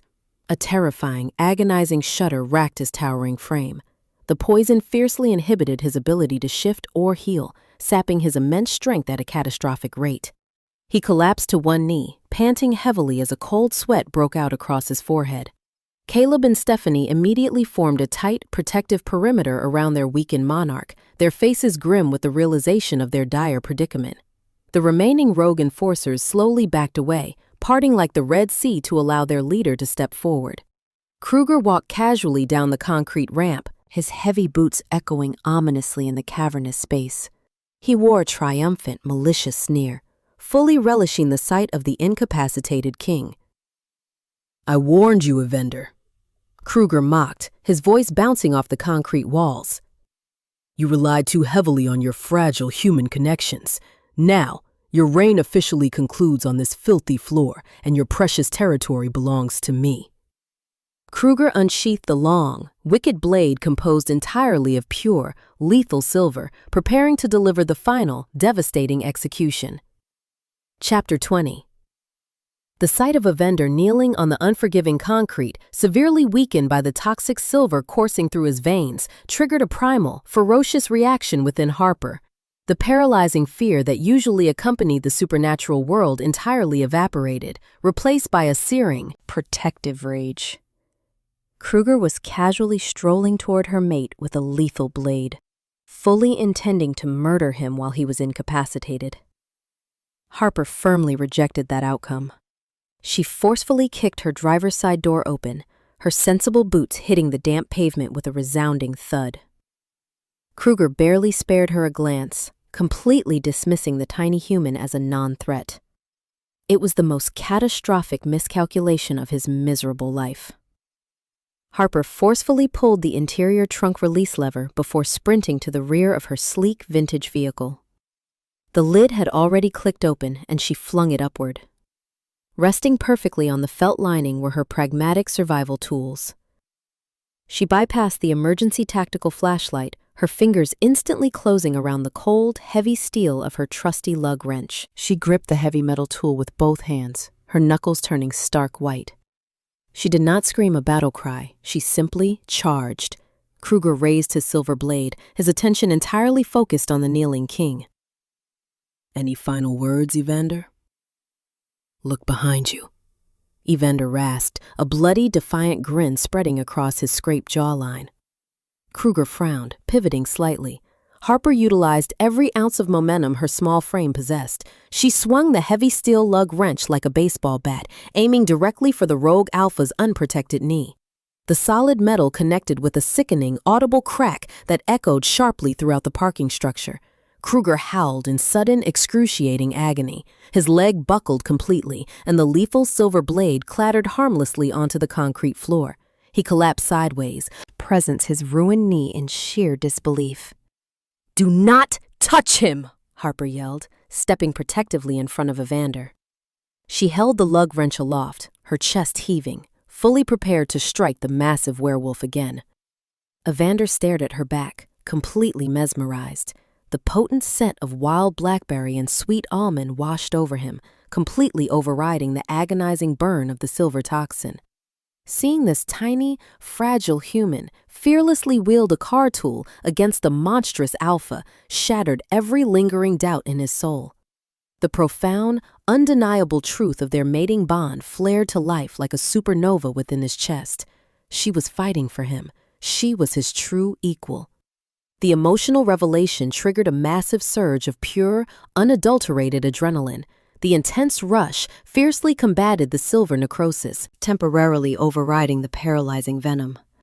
Evander let out a deafening, earth-shattering roar. His bones cracked and realigned with staggering violence, his dark tactical uniform shredded into useless scraps of fabric as thick, midnight dark fur rapidly erupted across his expanding muscles. He bypassed the agony of the poison through sheer, indomitable willpower. Within seconds, the towering, majestic Lycan beast materialized in the dim garage. He was massive, easily dwarfing the surrounding vehicles. He stepped around Harper, placing himself firmly between his mate and the remaining rogue forces.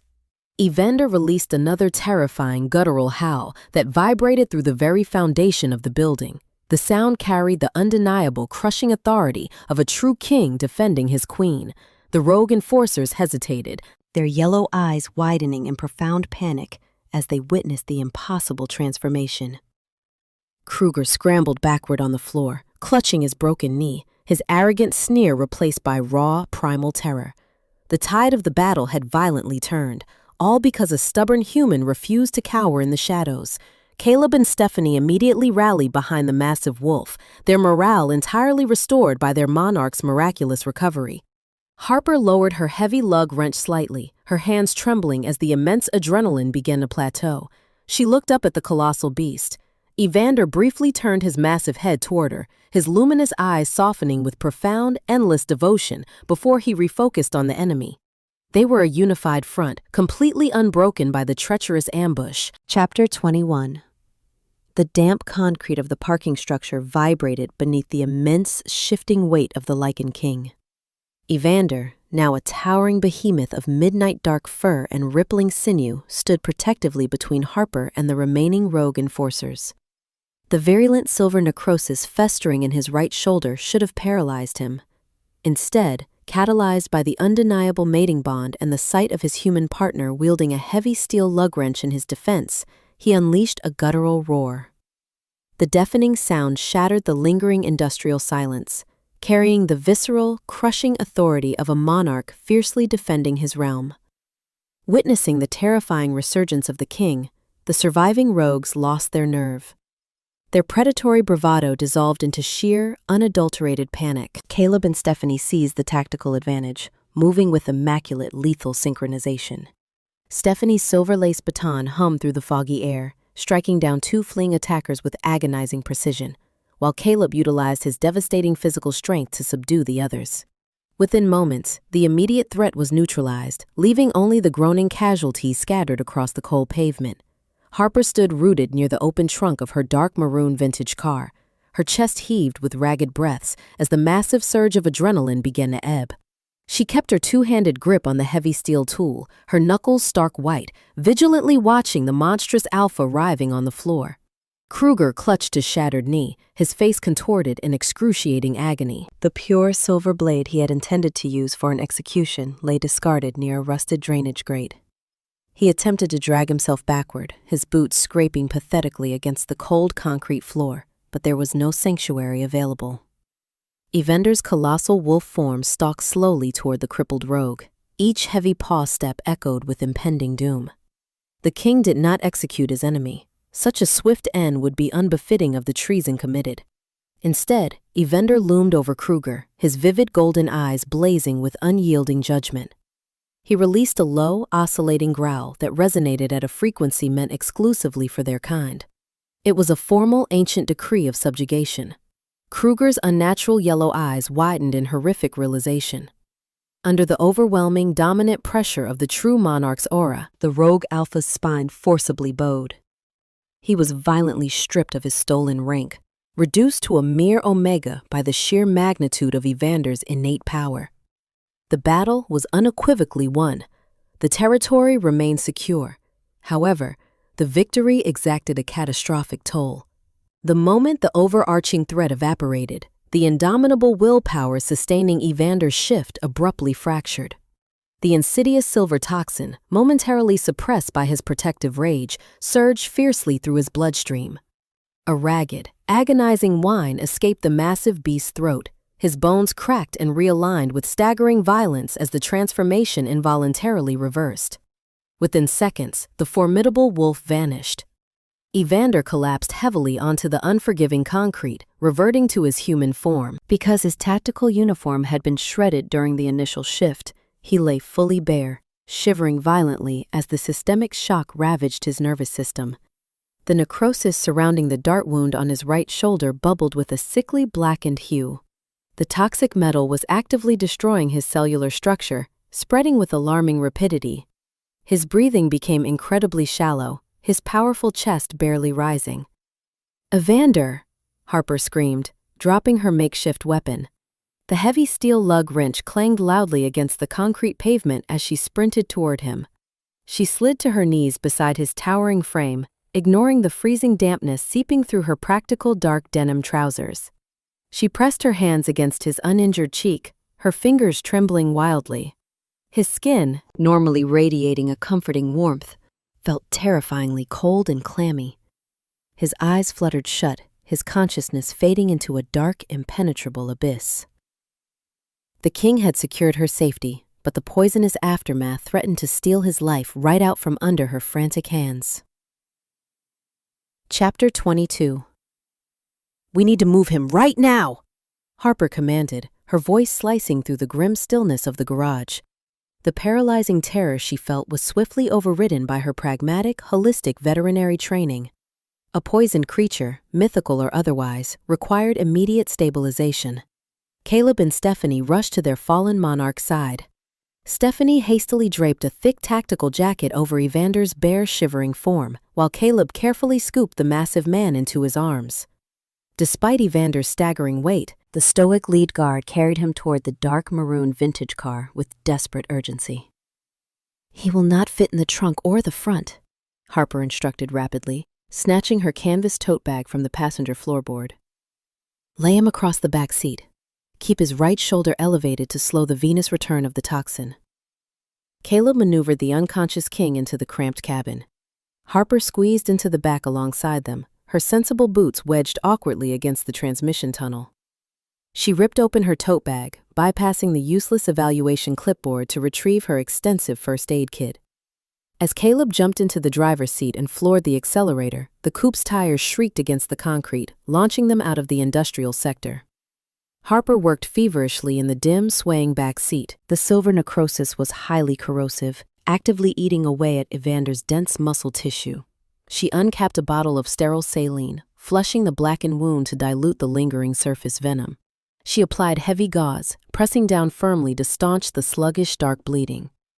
"Call Sally," Harper barked at Stephanie, who was navigating from the front seat. Tell the medical liaison we have severe silver toxicity. I need surgical forceps, broad-spectrum supernatural coagulants, and an IV drip waiting the second we arrive."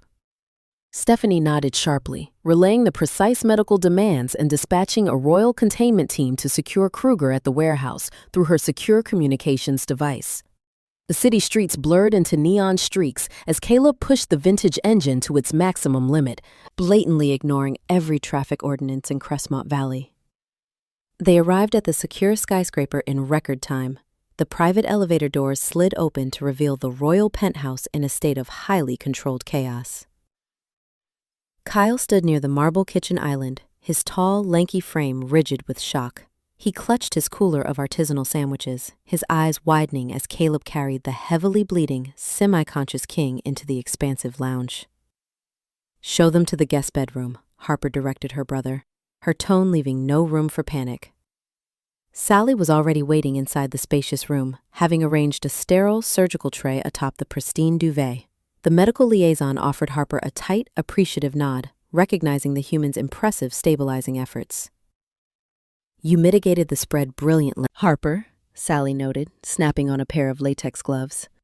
"I must extract the microscopic silver fragments embedded deep within the muscle. It will be an excruciating procedure." Harper refused to leave the room. She stood vigil by the head of the bed, grasping Evander's cold left hand tightly in her own. For the next agonizing hour, the penthouse echoed with Evander's low, pain-filled groans as Sally meticulously removed the toxic shrapnel. Harper whispered quiet, steadying words, using her thumb to gently stroke the uninjured skin of his wrist. Finally, the localized necrosis was fully debrided and the wound was heavily bandaged. Sally administered a potent regenerative serum and quietly exited the room to update the guard, leaving the exhausted couple in the quiet sanctuary. The digital clock on the bedside table glowed dimly, indicating the early hours of the morning. Harper sat rigidly in a velvet armchair, her charcoal knit sweater stained with alarming patches of dark crimson. A soft rustle of expensive sheets broke the silence. Harper immediately leaned forward. Evander's thick eyelashes fluttered, parting slowly to reveal his intense, stern gaze. He turned his head weakly upon the plush pillows. Despite the debilitating pain and the lingering fever, the moment his gaze locked onto her exhausted, freckled face, his expression softened into a look of undeniable, overwhelming devotion. Chapter 23. The ambient lighting of the penthouse guest bedroom cast a warm, golden glow across the expansive space. The frantic, high-stakes adrenaline that had fueled their harrowing morning finally dissipated, leaving behind a heavy, tranquil exhaustion. Outside the panoramic windows, the Crestmont Valley skyline slowly awakened, bathed in the soft pastel hues of a rising sun. Harper remained seated in the velvet armchair beside the bed, her knees pulled tightly to her chest. She watched the rhythmic, steady rise and fall of Evander's heavily bandaged shoulder. The horrific threat of the silver toxin had been successfully neutralized, and his accelerated Lycan healing was already repairing the devastating cellular damage. Evander shifted slightly against the premium silk sheets, his massive frame seeking a more comfortable position. He reached out with his uninjured left arm, his large hand resting near the edge of the mattress, an open invitation. Harper uncurled her legs and moved to sit on the edge of the plush bed. She gently placed her small hand into his much larger one, their fingers intertwining naturally. His skin was finally regaining its comforting, radiant warmth, a stark contrast to the terrifying clamminess from the parking garage. "You stayed," Evander murmured, his rich baritone heavily raspy from the lingering fatigue. He observed her practical dark denim trousers and the bloodstains on her knit sweater, his heart clenching at the harrowing ordeal he had dragged her through. "I am notoriously stubborn," Harper replied softly, a faint, weary smile touching her lips. "I told you I demand accountability. You promised me a safe partnership, and I plan on holding you to that contract for a very long time." Evander's thumb traced the delicate line of her knuckles. The charming, nervous flush that often accompanied his interactions with her returned, coloring his thick neck. "I intended to shield you from the brutal realities of my reign. Instead, you charged a monstrous alpha with a heavy steel lug wrench to save my life. I have never witnessed such breathtaking bravery." Harper let out a quiet, genuine laugh, the sound bubbling up past the residual anxiety. It was either that or let Kruger take over my city. I really despise moving. The gentle humor faded, replaced by a thick, palpable sincerity. Harper looked down at their joined hands, the imposing walls she had meticulously constructed after Jason's betrayal, the fierce independence designed to keep everyone at a safe, unbreachable distance, were effectively dismantled. She no longer viewed reliance as a perilous weakness. She recognized it as an indispensable strength. I have spent months fiercely avoiding any form of dependency, Harper confessed, her voice dropping to a fragile whisper. Every time I trusted someone, I was left drowning in their manufactured disasters. But when you fell today, the thought of navigating this world without you was far more terrifying than the monsters hunting us. Evander's intense stare softened, absorbing her profound vulnerability. He carefully propped himself up on his left elbow, ignoring the dull throb radiating from his right shoulder. He closed a physical distance between them, his face mere inches from hers. You are my destined mate, Harper, but that ancient magic does not dictate your choices, Evander stated, his words meticulously measured and deeply reverent. I do not want blind submission. I want your brilliant mind, your unyielding courage, and your sharp wit. I want the holistic healer who scolded my guards and the fierce warrior who shattered an enemy's knee. He leaned closer, his intense gaze never leaving hers. The contact sent an intoxicating electric jolt straight through her nervous system, sparking a familiar, undeniable heat. I am asking for your consent, Evander requested, his voice a low, vibrating rumble that resonated deeply within her chest. Allow me to truly claim you. Let us forge this bond by choice. Harper leaned into his warm palm, her heart hammering a frantic, joyous tempo. She did not hesitate, nor did she analyze the logistical variables. She simply nodded. Yes, I choose you. Chapter 24. The quiet affirmation hung in the warm air of the guest bedroom, acting as the final key to unlock an unyielding torrent of mutual desire. Evander let out a deep, shuddering breath, the lingering tension in his broad shoulders melting away. He moved with painstaking care, deeply mindful of his bandaged wound, and gently pulled Harper down onto the plush mattress beside him. The contrast between his terrifying battlefield brutality and his current exquisite gentleness was breathtaking. His large hands, capable of shattering concrete and crushing bone, mapped the contours of her waist with an almost religious reverence. He treated her fragile human frame as if she were an infinitely precious, irreplaceable artifact. Harper slid her hands up his chest, her fingertips tracing the hard, sculpted planes of his musculature. She reveled in the tactile reality of him, grounding herself in the steady, powerful rhythm of his heartbeat. The lingering fear from the warehouse sting operation evaporated entirely, replaced by a soaring, euphoric heat that settled deep within her core. Evander leaned down, his lips brushing softly against the sensitive skin beneath her jawline. He inhaled deeply, his Lycan senses fully capturing her unique essence for the third and final time in their harrowing journey.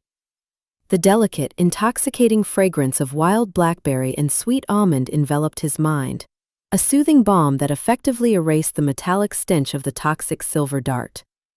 You are exquisite, he murmured against her skin, his rich baritone vibrating deliciously along her collarbone. Harper gasped softly as his kisses trailed upward, finally meeting her lips in a searing, passionate exchange. It was a slow, deliberate exploration. They communicated everything their words had failed to capture. The agonizing terror of almost losing one another, the fierce relief of survival, and the undeniable magnetic pull of their newly forged partnership. Her hands tangled in his tousled dark hair, anchoring him closer as the chemistry between them ignited into a blazing inferno.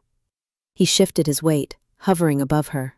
His luminous ochre irises were dark with heavily constrained desire, constantly checking her expressive features to ensure she remained comfortable and secure. Harper offered a radiant, inviting smile, silently urging him to abandon his cautious restraint. She was ready to fully embrace the terrifying, beautiful reality of being mated to a king. The silk sheets rustled as the intimacy deepened, the outside world and its myriad of dangerous political complexities fading into irrelevance. There were no rogue factions, no fraudulent commercial leases, and no manipulative ex-boyfriends. There was only the warmth of the opulent room, the synchronized cadence of their breathing, and the profound, healing connection binding their souls together. Suddenly, a loud, frantic rapping echoed from the heavy mahogany door, violently shattering the romantic tranquility. Evander froze, a low, frustrated growl vibrating deep in his chest. Harper blinked, momentarily disoriented by the abrupt interruption, before a highly amused giggle escaped her lips. "Harper, are you decent?" Kyle's highly anxious voice filtered through the thick wood. Evander sighed heavily, rolling onto his uninjured back and running a hand over his face. "I'm going to institute a royal decree that bans all culinary students from the immediate vicinity of our sleeping quarters." Harper sat up, quickly straightening her charcoal knit sweater and smoothing her messy hair. She walked over and cracked the door open. Kyle stood in the hallway, his tall, lanky frame practically vibrating with nervous energy. He was covered in a fresh, thick layer of white baking flour, and he held a steaming, perfectly glazed pastry in a pair of silver tongs. Sally said the king needs massive caloric replenishment after a major healing cycle. Kyle babbled rapidly, thrusting the pastry forward. "I created a specialized triple butter brioche. Does a Lycan metabolism tolerate excessive dairy?" From the luxurious bed, Evander let out a booming, delighted laugh, the joyful sound echoing brilliantly through the penthouse. Despite the incredibly inconvenient timing, the king was happier than he had ever been in his entire life. Chapter 25.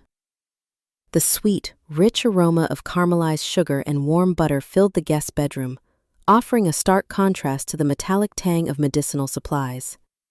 Kyle stood in the doorway, awkwardly holding the silver tongs. He thrust the steaming, triple butter brioche forward. Evander chuckled, a low rumble that vibrated pleasantly through the opulent room, and accepted the pastry with his uninjured left hand. Harper remained perched on the edge of the mattress, her charcoal knit sweater still bearing the grim, dried bloodstains from her desperate triage efforts. She watched her mate devour the massive pastry in 3 swift bites, his accelerated Lycan metabolism demanding exorbitant caloric fuel to repair the localized cellular damage. His right shoulder remained heavily bandaged, a stark reminder of the poisonous dart. He survived a lethal ambush, yet a simple baked good brings him such genuine joy, Harper noted silently, a wave of profound affection warming her chest. Heavy, deliberate footsteps echoed in the adjacent corridor. Caleb entered the room, his stoic face betraying a rare glimmer of profound satisfaction. He carried a familiar, heavy steel lug wrench in his right hand, gently resting it against the door frame. "The industrial garage is thoroughly secured, sire," Caleb reported, offering a crisp bow. "Our territorial cleanup crew apprehended the surviving enforcers. Kruger is currently confined within our subterranean holding cells." Sally placed a heavy splint on his shattered knee. "But he remained stripped of his rank and poses zero threat to your reign." Evander nodded, his sharp stare hardening with unyielding justice. "Excellent work, Caleb. Ensure the prisoners are heavily guarded." Before the conversation could pivot to territorial law, Stephanie strode into the bedroom carrying a sleek electronic tablet. Her tailored suit remained immaculate. She tapped the glass screen twice, immediately projecting a live local news broadcast onto the massive flat-screen television mounted opposite the bed. "The human authorities moved swiftly on the dossier we provided," Stephanie announced, a sharp, triumphant smile gracing her features. On the screen, a chaotic scene unfolded at a private Crestmont Valley airfield. Flashing red and blue sirens illuminated the pre-dawn fog. Surrounded by heavily armed federal agents, Jason was forcefully pressed against the hood of a sleek black sedan. The manipulative ex-boyfriend looked thoroughly disheveled, his arrogant facade utterly decimated as the officers secured thick steel handcuffs around his wrists. The news anchor's voiceover detailed a massive indictment for offshore laundering and systematic commercial fraud. "I actually beat him at his own fraudulent game. The nightmare is officially over," Harper realized, releasing a long, shuddering breath she had unconsciously held for months. Evander carefully shifted his weight upon the premium silk sheets, reaching out to grasp her hand. He studied her expressive features, witnessing the heavy burden of anxiety finally dissipate from her posture. Her brilliant mind is far more lethal than any silver blade, Evander thought, his heart swelling with undeniable pride. She dismantled her greatest enemy using nothing but paper and fierce determination. "Your name is legally cleared," Evander murmured, his rich baritone soothing and deep. "The frozen funds will be returned to your accounts within days. You possess the freedom to rebuild your life however you see fit." He paused, a charming, nervous flush creeping up his thick neck. He avoided her gaze momentarily, suddenly bashful. "However, I would be profoundly honored if you chose to establish your legitimate animal rehabilitation center within my borders. I want you to stay, Harper. Not just as a guest, but as my reigning queen." Harper squeezed his fingers, her radiant smile outshining the morning sun streaming through the panoramic windows. "I am not going anywhere, Evander. We have a lot of work to do." Chapter 26. 3 weeks later, the crisp autumn wind swept through the vibrant streets of the royal territory.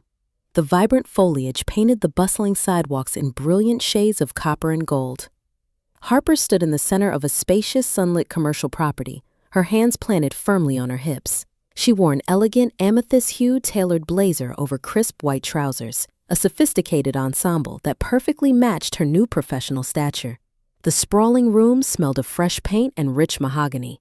This was the future site of her legitimate supernatural therapy and holistic veterinary clinic. Using her own return assets and a generous territorial development grant authorized by the king, she had purchased the prime real estate outright. "The contractor guarantees the soundproof consultation rooms will be finished by Tuesday," Harper announced, turning to the towering man standing beside her. Evander looked impeccably sharp in a tailored slate gray suit. The severe silver necrosis had fully healed, leaving behind only a thick, jagged scar across his right shoulder. He possessed full mobility, his imposing physique radiating a quiet, formidable power.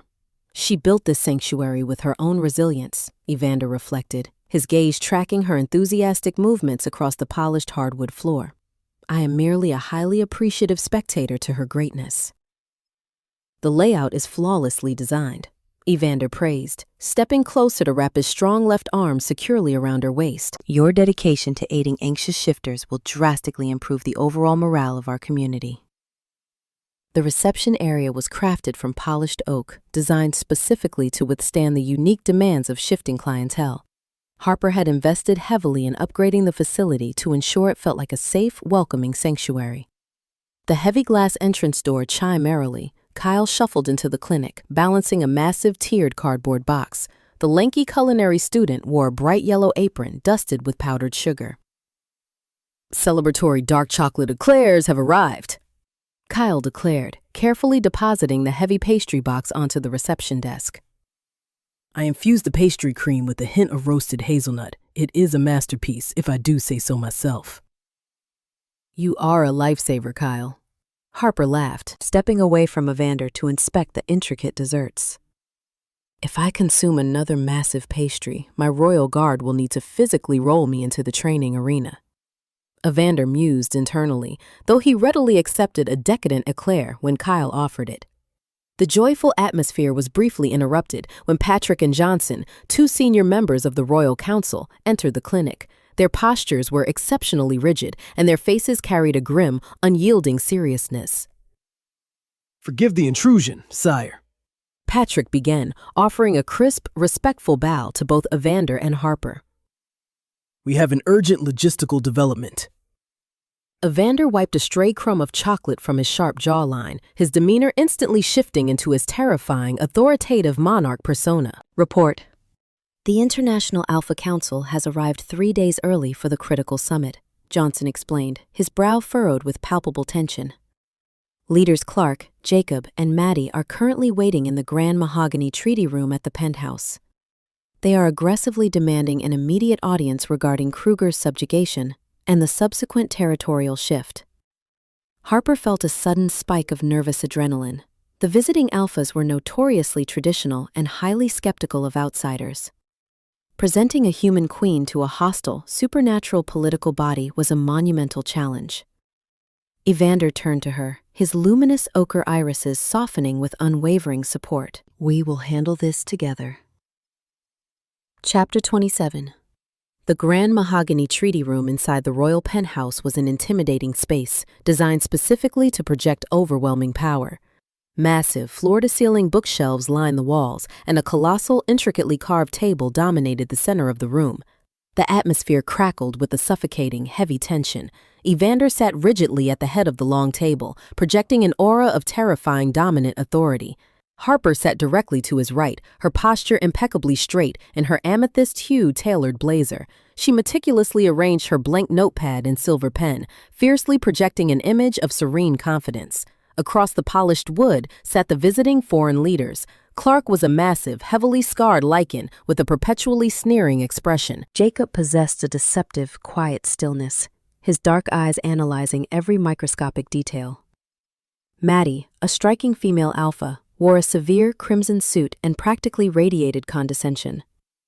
Kruger's actions were undeniably treasonous, Clark rumbled, his deep voice bouncing off the high ceiling. However, forcibly stripping an alpha of his rank without consulting the international coalition sets a highly dangerous precedent, Evander. Kruger launched a lethal ambush within my borders, Evander countered, his rich baritone vibrating with a crushing, lethal calmness. He utilized toxic silver weaponry against my person. My response was unequivocally justified under ancient territorial law. Maddie leaned forward, her sharp gaze shifting away from the king to thoroughly scrutinize Harper. The female alpha's lip curled in thinly veiled disgust. She lacks fangs and claws. How can she possibly command any genuine respect from our kind? Maddie thought, openly dismissing the human woman sitting at the right hand of power. And what of your companion? Maddie inquired, infusing the word with a heavy dose of venom. Rumors suggest a human orchestrated Kruger's physical downfall. Are we expected to believe an unshifted mortal shattered the knee of a seasoned rogue alpha? Harper did not flinch. She leaned back slightly, her expression radiating a calm, terrifying competence that made the alpha pause.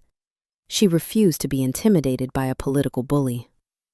If this council turns genuinely violent, I still have that heavy steel tool Caleb left resting against the bedroom door frame. Harper reminded herself pragmatically. I will happily retrieve it and fracture another kneecap if necessary. I assure you, Maddie, the automotive tool I utilized was highly effective, Harper replied, her voice smooth and unwaveringly polite. When an unauthorized threat attempts to execute my mate, I do not hesitate to dismantle that threat. Accountability is strictly enforced in this territory. Jacob's eyebrows shot upward in genuine surprise, a flicker of profound respect crossing his quiet features. Clark, however, bristled aggressively. The massive alpha slammed a heavy fist onto the mahogany table, rattling the crystal water glasses. This is a mockery of our traditions, Clark bellowed, half rising from his chair. A fragile human dictating territorial justice? I refuse to sign any cooperative treaties under these absurd conditions. Evander's luminous ochre irises flared with sudden molten fury. He prepared to unleash a devastating verbal reprimand that would undoubtedly fracture their fragile political alliance. The room teetered dangerously on the precipice of a violent diplomatic catastrophe. Across the expansive room, a tiny metallic click echoed from a secluded corner. Unnoticed by the arguing monarchs, Raleigh had meticulously unfastened the latch of his highly extravagant multi-level terrarium. The grumpy domestic hedgehog waddled purposefully onto the plush carpet, highly irritated by the loud, disruptive shouting disturbing his afternoon nap. Chapter 28. The grumpy hedgehog navigated the sprawling expanse of the treaty room with single-minded determination. Raleigh approached the heavy velvet drapes cascading near the window, utilizing the thick fabric to clumsily hoist his spiky body upward. He scrambled onto a decorative side table and bravely leapt onto the edge of the colossal mahogany surface. Clark was still standing, his chest puffed out in a display of aggressive dominance, mid-rant about the sanctity of Lycan tradition. We cannot allow our ancient customs to be diluted by. Raleigh marched directly across the polished wood, his tiny claws clicking softly. He stopped right in front of Clark's massive clenched fist. The hedgehog puffed up his quills, his twitchy nose flaring in profound irritation. He stared directly at the towering alpha and unleashed a violent, aggressive sneeze that sprayed a fine mist into the tense air. The grand treaty room plunged into an immediate, stunned silence. Clark blinked, looking down at the spiky creature near his knuckles. The terrifying warlord was utterly baffled, his formidable momentum crashing to an abrupt halt. Did a glorified ambulatory pincushion just challenge my authority? Clark thought wildly, unsure of how to physically combat a creature the size of a grapefruit. Having successfully delivered his reprimand, Raleigh lost all interest in the political debate. He waddled forward, locating the crucial, highly contested border treaty resting in the center of the table. The parchment was warm from the overhead lighting. Raleigh plopped his round body directly onto the critical signatures, tucked his nose under his paws, and promptly fell fast asleep. A tense beat of silence stretched. Then, Evander cracked. The fearsome Lycan King let out a booming, unconstrained laugh that shook the very foundation of the room. He leaned back in his chair, thoroughly delighted by the sheer absurdity of the situation. "It appears my chief diplomat has officially vetoed your objections, Clark," Evander rumbled, gesturing toward the snoring hedgehog. Harper pressed a hand over her mouth, her shoulders shaking with silent, joyous laughter. Even Jacob cracked a rare, genuine smile, unable to maintain his severe facade in the face of such ridiculousness. Maddie slowly sat back down, her crimson suit suddenly feeling overly stiff. The suffocating tension had been thoroughly deflated by a sneezing pet. Clark let out a long, defeated sigh. He slowly sank back into his heavy leather chair, rubbing his scarred face. Fine. If the human possesses enough ferocity to cripple Kruger, and the tiny beast guards the paperwork, I suppose your borders are undeniably secure. I will sign the revised treaty. My chaotic, beautiful new life is infinitely superior to my solitary past. Evander reflected, his heart swelling with immense, unwavering love as he looked at Harper. She reached under the table, her hand finding his. Their fingers intertwined seamlessly. The terrifying monsters and the high-stakes political warfare had all been successfully navigated. She had secured her legal freedom, established a thriving professional future, and gained a partner who respected her fierce independence. Harper gently squeezed his hand, offering a radiant, undeniable smile. The Lycan King squeezed back, his thumb tracing her knuckles. They were a unified, unstoppable front, perfectly equipped to handle whatever bizarre, magical chaos the world decided to throw at them next. The end. Quick favor, don't go anywhere yet. If you thought Harper was brave for looking a towering, fully naked Lycan King in the eye and claiming she was allergic to dogs, wait until you meet the heroine in this next story on your screen. You have to hear this disaster unfold. Click the video on your screen right now. It is genuinely unhinged.